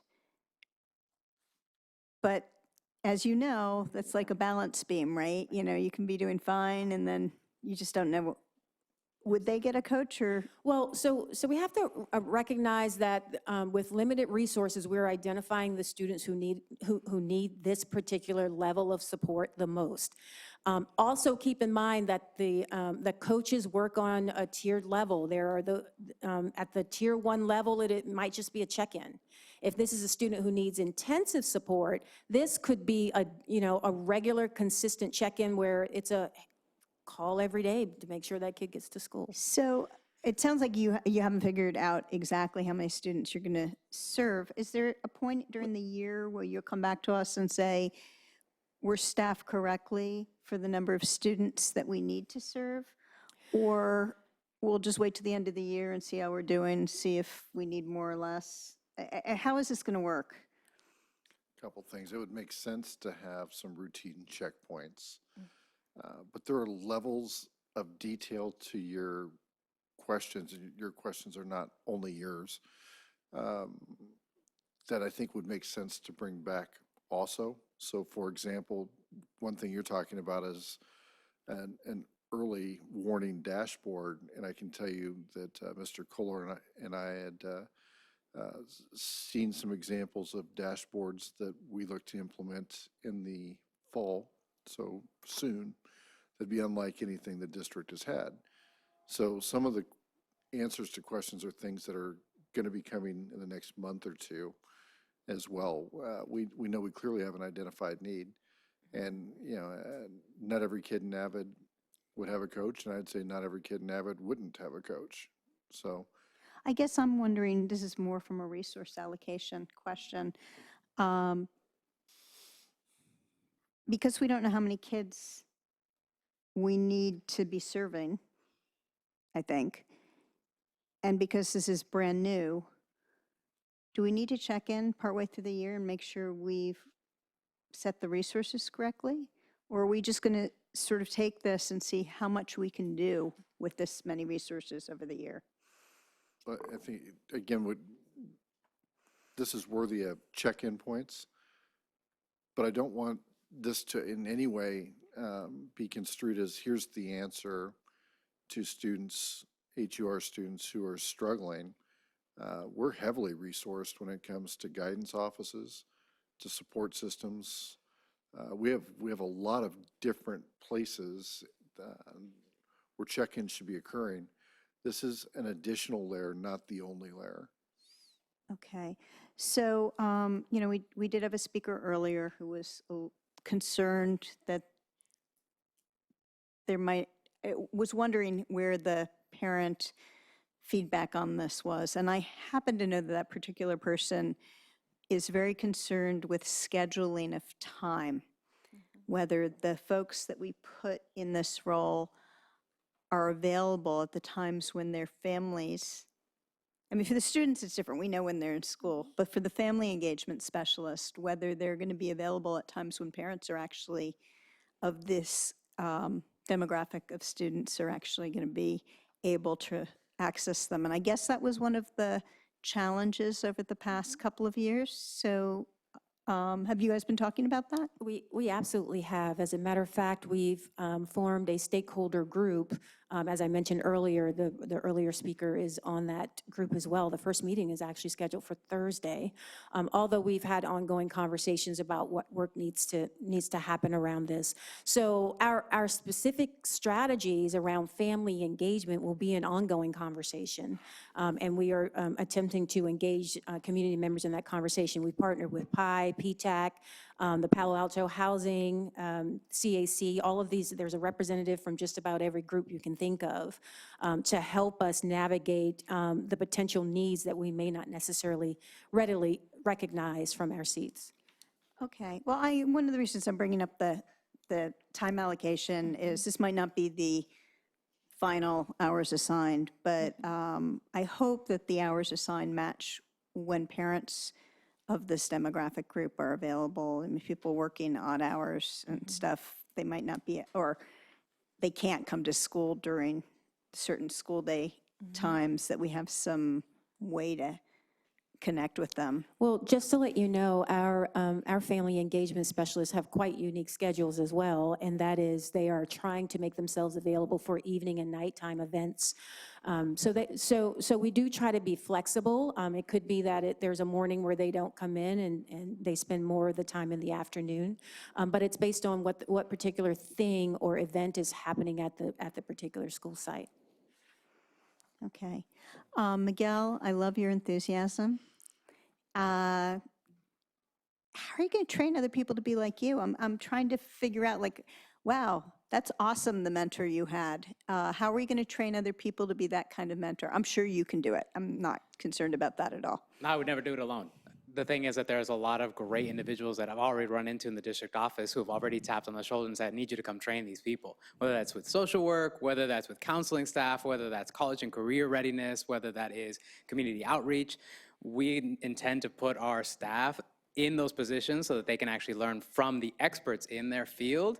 And then hopefully I can start bringing a little bit of the personality to it as well. And I can add in that and the community aspect, but we got to leverage what we already have. There is so much available here, and we continuously need to leverage that. So we want, and I think the model that Lana put up, that kind of flow chart diagram, because all of those important key players are now under this one umbrella, that is the team that we're actually going to be leveraging. We have Miriam and we have her department, we have Judy and her department, we have our department, we have all of these different individuals. We're gonna be using them to train our staff so that they are on a first name basis with them.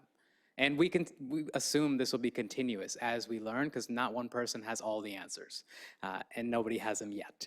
Even a 25, 30, 35, 40 year seasoned veteran like my mom still doesn't have all the answers. Sorry, Mom.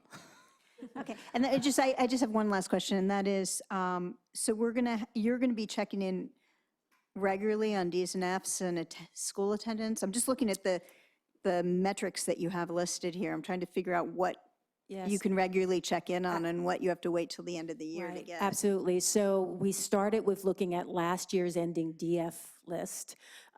Miguel has also taken a look at CAS scores, and we've learned a lot from that.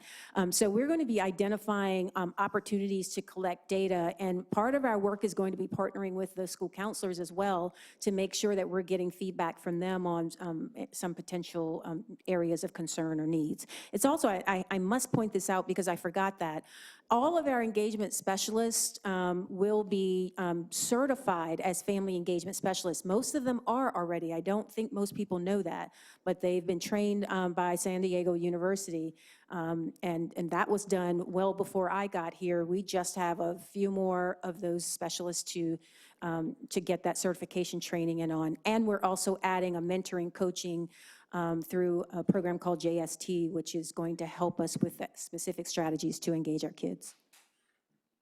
Okay, thank you. Let me just take a little pause here. I made an executive decision not to take a break because we only have maybe a half an hour left of our agenda, but now this is taking a little bit longer. So I just invite anyone who needs to go take a break, use the restroom, stretch your legs, go ahead and do it. We're going to keep going. And next time, maybe I won't skip our break, but I'm going to continue to skip it now. I'm going to stick with the skipping. Mr. Collins. I applaud your optimism about. I like the team. I love the strategy, and I move that the board increase the budget to approve hiring of the specialists as in the packet. Do I have a second? Second.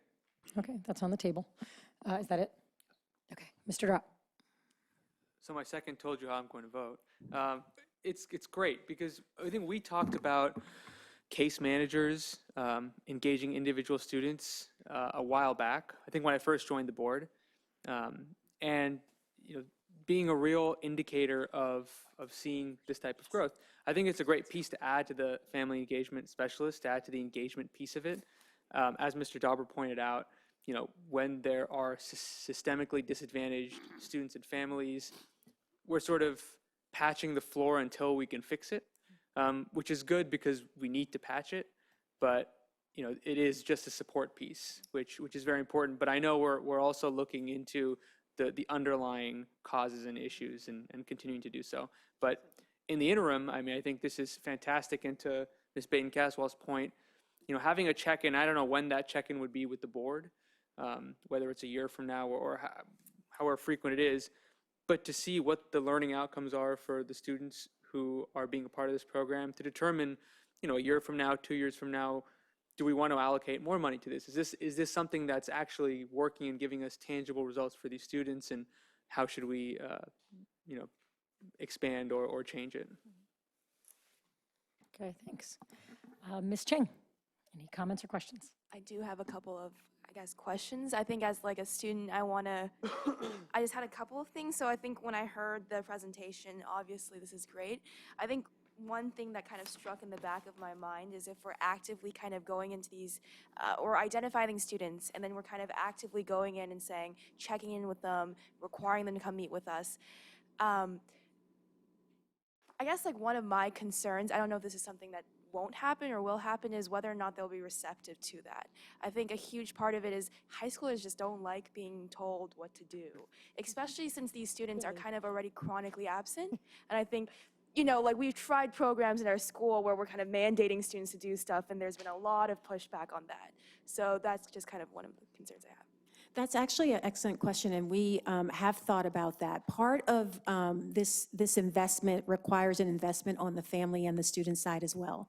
There will be a meeting. If there's a student identified, we have to have the parents buy in and the students buy in for this support. Sometimes we get the parents buy in, not necessarily the students buy in, but there's ways to work around that where we can identify a level of support that's acceptable and either scale that up as we see how the student responds, or if it's too much for a student, we're assessing to say this is too much, student's not responding really well to this level of coaching. So let's pull back and try to identify ways that we can support. I had another quick question. So in terms of how we're identifying these students, I think you kind of alluded to this earlier, is it kind of we're looking at all these students in this site and then we're going to target the 30 most struggling students? Or are we saying this is the criteria in terms of if you meet this criteria, then you qualify to be coached? And if so, in that however we're identifying these students, if it so happens that there is a student that is not of a socioeconomically disadvantaged background or historically underrepresented minority, are those students getting some other additional support? Is there some other program, or are they being included as well? Like we alluded to earlier, there are lots of supports embedded at the school site. This is an additional layer that's it's targeting a specific group. And the only reason why we're doing that is because there's a level of need surrounding what we deem to be underserved populations, right? So we have some challenges that we have to work on. This is one stopgap measure. But to your point around the case management numbers, essentially what we've done is just set a cap on what's feasible for one individual to accomplish. So that 35 to 40 number or 30 to 35 number that you hear, it's just a reasonable number for us to still provide a high quality service. That doesn't mean that we won't have 45 students who have a need, or 60 even, but that just means that feasibly, when we're looking at appropriate case management, that's the range we want to stay in. Great. That was all, yeah. Okay, Mr. Gordon. Once again, thank you very much for, tackling this issue. It's a wonderful program you've announced. Like some of my fellow members have said, finding a way to report back to us so that we stay updated and, engage with what's happening and, data about the program, absolutely wonderful. Yeah. Thank you. Thank you. Great. Thank you. I think that this coaching case manager sort of model is one that we've had some suggestions and we've thought about for a long time, and I'm glad that it's happening. So I'm thrilled to see where this goes next and for updates along the way. I also am looking forward to seeing how many students you identify as maybe benefiting from this and desiring it versus how many we can supply and how many we can serve. And whether we need to staff it more or staff it differently or whatnot. So that's something I'll be interested in looking forward to hearing in the future.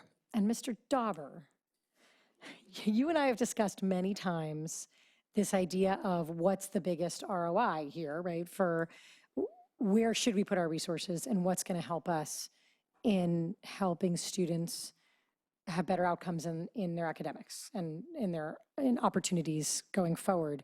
And I think I had an aha moment here, which is why I'm circling back to this. You also, when you restated that today, talked about the systemic bias that clearly exists in the structure of our district for us to keep getting these outcomes. And I was thinking that those were competing with each other. Those were sort of opposites. Like, why would you wonder about why we would engage families if there's actually these structural problems here? But I think that that's really because there is an acknowledgement that there are these biases and we have to make some structural changes. I do think the question is whether or not the family engagement model is helping with that.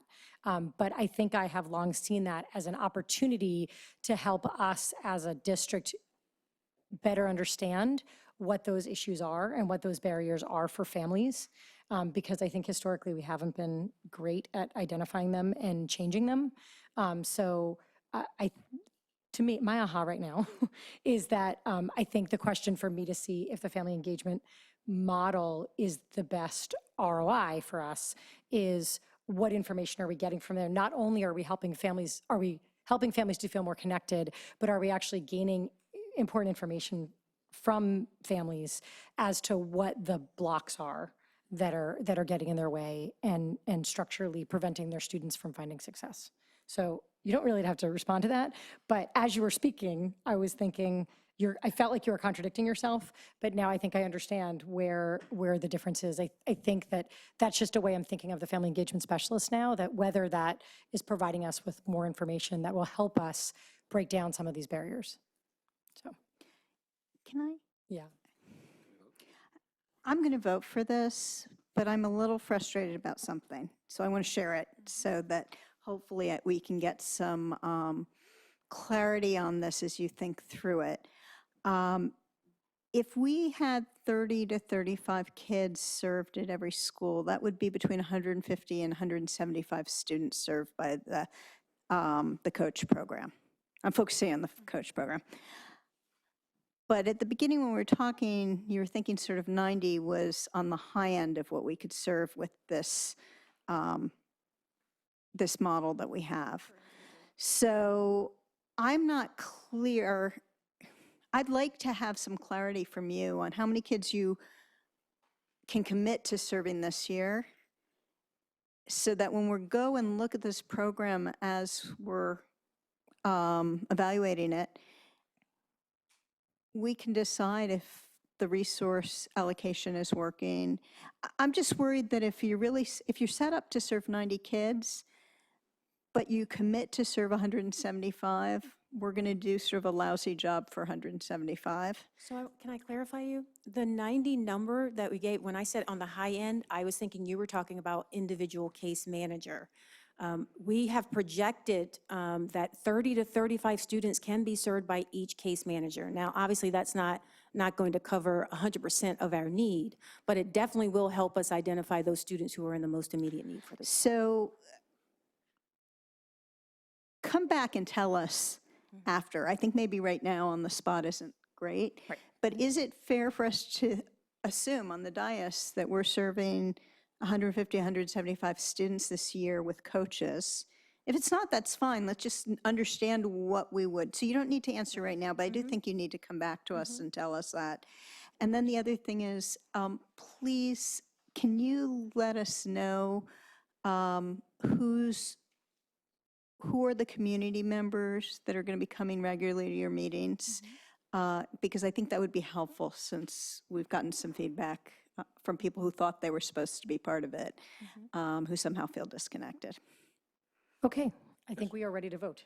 Just to clarify, while I respect that you're interested in those things, I do not feel the need for you to come back to this group and talk about either of those things. If the superintendent or you want to communicate, I mean, other members can decide what they want, but I feel like you gave a good presentation. I'm not interested in micromanaging your work and understanding the exact details of what you're doing. I have a lot of confidence in your ability to deliver, so I'll look forward to getting an update on the results. Let's vote right now on the approval of this plan and this budget item. Let's start with the student preferential vote. All those in favor? Aye. Aye. Great. Colleagues? Aye. Aye. Great. All right. Booking through with now Dr. discussion items, and I think we've got Dr. Golton for several exciting items upcoming. The best news about Dr. Golton is he's going to go through all 6 at once and take any questions you may have. Promises. So I'm not going to go around each time. You're going to go through all 6, and then I'll do a go around if there are any questions. Yes, I'm going to address all 6 at once. See, this is good. And We by didn't the take a way, I had a nice talk prepared, and I presented it at 3:30, and I'm not going to use it because I have something better. I have a set of questions from a board member today, and the board member said, are the architectural approvals assuming we're going to go with the plans we were shown last week, or can we expect some discussion and board decisions on our open questions before they bring us plans? And the answer is yes, the latter. That is what we're doing here is we're starting the architects out, okay? And they are going to meet with the site committees, site councils, whatever structure they have, and they're going to talk about the needs of the site, and they are going to then develop alternatives. Another good question, for instance, is what about 2 stories? And the answer is we don't have an answer on 2 stories. Why? Because none of you have answers on your house. And should it be 2 stories? My house, by the way, is 4 stories in San Francisco. And the fact remains, why is it 4 stories? Because we can't fit all of the uses on the acreage that we have. And so therefore it's 4 stories. When we look at the 4-story buildings we put in, why have we done this? Well, the answer is we were able to save play space at Ohlone and Fairmeadow, and those buildings are in the very back of the campus. In other words, the neighbors didn't even know what was happening while those buildings were being built. When we look, on the other hand, at, for instance, El Carmelo, nope, We're not going to put a two-story building there. The neighborhood, it's not consistent with the neighborhood. When we look at Escondido, the answer is maybe, because we can put a two-story building in the back of that campus that borders on Stanford. And so, but we're not saying we're going to do it, because again, we need to get those conceptual design alternatives. What we intend to do is to have these conversations, and by the way, it's not really the we, it's our architects. The architects will be having these planning conversations, and they will be developing alternatives, and they'll be bringing these alternatives to the board to discuss, so that, because the final decision in the end is with the board. In the end, it isn't with the sites, it's with the board. And so on the issue of two-story buildings, yeah, there might be a conversation about two-story buildings, but well, at El Camino, there's not going to be any discussion about that, because the site isn't recommending it, and the architects aren't recommending it. So in the end, this is simply to start the dialogue. We've already done this, by the way, at the high schools. The board approved having HED move forward with conceptual designs at the high schools. That said, the high schools are easy in the sense that there's going to be, sure enough, there's going to be a design on the cold water system at Pali, the underground cold water system, and I suspect that there'll only be one design, and I don't think, because you won't be able to see it. As far as the air conditioning at Gunn, there will be a couple of alternatives, but as you might imagine, there isn't a lot of variation there. But the fact remains, yes, we are going to be coming back to the board, and we are, prior to any approval of the conceptual design, with a variety of alternatives that the board can sort through. Yeah, but what we'd like to do is to start. But we don't have to, because again, we could simply wait and have these for instance, we could have an extended conversation on two-story classrooms. But I don't think we're going to come with a one-size-fits-all, because the trouble is these campuses are very different, and their space constraints are very different, and so on. So at any rate, that's it. We have these 6, and we'd like to move forward. Fantastic. As a reminder, this is just up for discussion. We're not voting on anything now, so if you have any questions or comments or concerns, Mr. Durrott. As we've been discussing with these items, the implementation of the master plan, I was reminded of our discussion at the study session, and this is really for Dr. Austin and not you, Dr. Golton, but and Ms. DiBrienza. But could we have on the agenda at some future point the creation of a new committee, or the assignment to an existing committee of preliminary review of ed specs? That was actually, sorry. Go, that Fred. was, sorry. That was actually, Go. okay, that was actually in my speech. Oh. What I was saying was that we would, I forego. What the plan was that we come to the next meeting of our plan is to have the property committee meet monthly on the third Monday, which precedes the fourth Tuesday. And the plan was to go to that property committee with some models for another group that might move forward. Incidentally, we had that centralized group, the program review committee, for not the last bond, but the previous bond, the Building for Excellence bond. And so we have the whole protocol for that group from, oh my gosh, the year 2000 or whatever, but how it's established and the representations and so on. And what I was proposing there was that we would get started on that in that mid-September meeting. Great. I will look forward to that meeting. Mr. Dauber. No comments or questions, thank you. Mrs. Peyton-Caswell. Yeah, I think the process that you're talking about, going to each site, makes sense, except where we potentially have a mismatch in, well, let me give you an example. We're not using a lot of the classrooms for standard classrooms at Walter Hayes. The reason for that is that we are enrolled at a much lower level at Walter Hayes than we used to be in the old days. And so whether we need that many classrooms probably needs to be talked about, but probably back here at the central, in a central way rather than at the site. So I could see the site falling in love with some plans. And by the time they came to us in different iterations, we have very little flexibility to start talking about that. So how, and maybe this is, Dr. Austin, this is really a question for you. For things like that, and there may be a couple of other things like that, how do we have that conversation here before it happens at the site and they get wedded to something? I think I need to think about that a little bit. I'd like to talk to Dr. Golden about that. We've thought about it.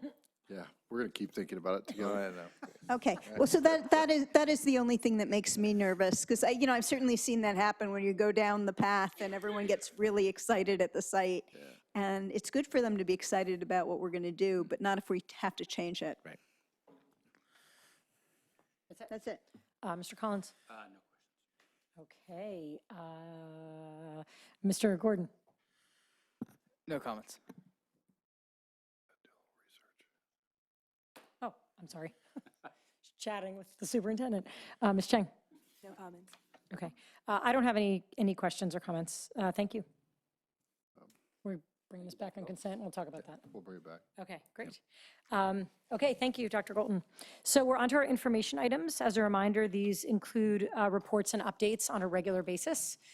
Just the main purpose of this is to elevate this for the community, but also for us. And so I group these all together. If anyone has any questions or comments about any of them, speak now or forever hold your peace. Mr. Collins, which item? I have a question on on D, the Title IX update. Yep. I just wanted to make sure, and I think this is what the listing and the listing of the item on the agenda suggests that it is. I believe our resolution agreement calls for the board to receive an annual report of the prior year's activity as well as an assessment of our performance. This is intended to meet that requirement?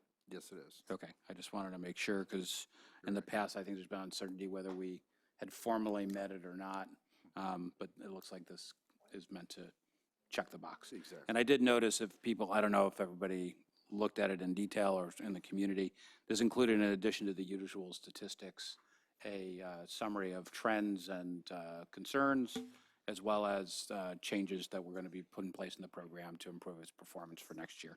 So I was happy to see that. Thank you. Great. I just wanted to state there was a question from a community member about our Public Records Act update, and I spoke with our general counsel, and we agreed that in future updates, we would flesh out not only completed and still open, but also closed, and differentiate that so that this report matches what's on our website. So next month, when you see this update, it'll reflect the structure that our website reflects. Any other questions, comments? Great. Okay. Did either of you have any comments about any of those info items? Okay. Board operations. Let's start with Mr. Durant. I've got no operations. Do you have any operations, Mr. I Dauber? do. I don't. I'm perfectly healthy. Thank you. Ms. Baden-Castle. I have a few. I was wondering if we can get I appreciate that we got your write-ups on the city school liaison committee and on the property committee, but I know that there are minutes taken at the city school liaison committee, and I know I've asked this before. I know they're on some website somewhere if They're I not search posted. around. The They're last not 2 months, posted? the last 2 months worth, or the last 2 meetings worth, to go back to June, are not posted on their website yet. So It would be awesome if we could get maybe the last year's worth of minutes just sent to us or a link to them sent to us, because I haven't read, I don't know when I've last seen the minutes. I've seen Maybe- your summary, but I haven't seen the minutes. that Maybe in were an written. info item at some point, we can just put in the info item the link to where you can find them at the city website. I don't think it has to be an info. Well, I mean, that might be nice, but I think just sending the board in the weekly, the link to it would Okay. be good. In the weekly. That shouldn't be something that's hard to find if they're taking the minutes. No, I was just making sure Vicky caught that, and it looks like she did. Excellent. I gave all of you the draft calendar for the Santa Clara County School Boards Association meetings. I think this might be just good for you to take a look at. We're bringing in a lot of different speakers on best practices on different topics. And there's a grant writing workshop that is being hosted with the Santa Clara County Office of Education on September 19th, if anyone's interested in grant writing.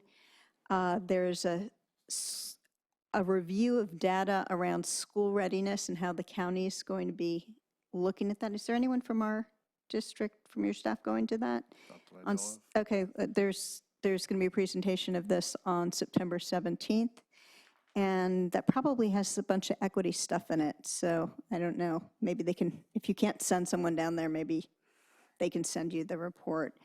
There also is, and I've forgotten to bring this up, but once a month, there's a Friday networking lunch for Santa Clara County School Board members. And I've given you the schedule, so if you're so inclined, you can go. I also made sure everyone has a copy of the list of bills. Cal SSD puts a bills tracking list together. And were you able to go to that meeting? I was, I got it. Okay, and you got it, so. Shared it with Ms. Chow and with Dr. Austin. Okay, so I think guess I it's could've good shared for it with all us of to you. be to make sure everyone gets it, because it's fresh for about a month, and then we need the next one. But it is helpful because it gives you a paragraph on each of the pending bills around education. And Is that somewhere online that you got that, or you just know people? well, so I've harangued them so much that they included it with their last newsletter, but I don't know that all of you get that newsletter, so that's why I pulled it off. Okay. I visited 11 schools with staff. Thank you to staff members who are willing to travel with me. Tomorrow, I'm going to go to 3 more, and then next week, 3 more, and then I think I've hit every school, so that's cool. I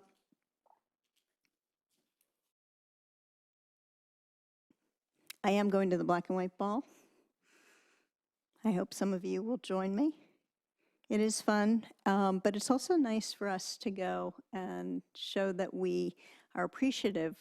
We do get funding from the Parks and Recs Foundation for our middle school sports. And that's what they are raising money for in the black and white ball. That's it. Thanks. Mr. Collins? As my colleague mentioned, there are committee reports on both the recent city school liaison committee and the property committee. On the property committee, we are, I guess, committed to meeting monthly.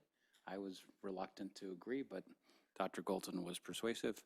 So you can look forward to prompt and continuous stream of reports.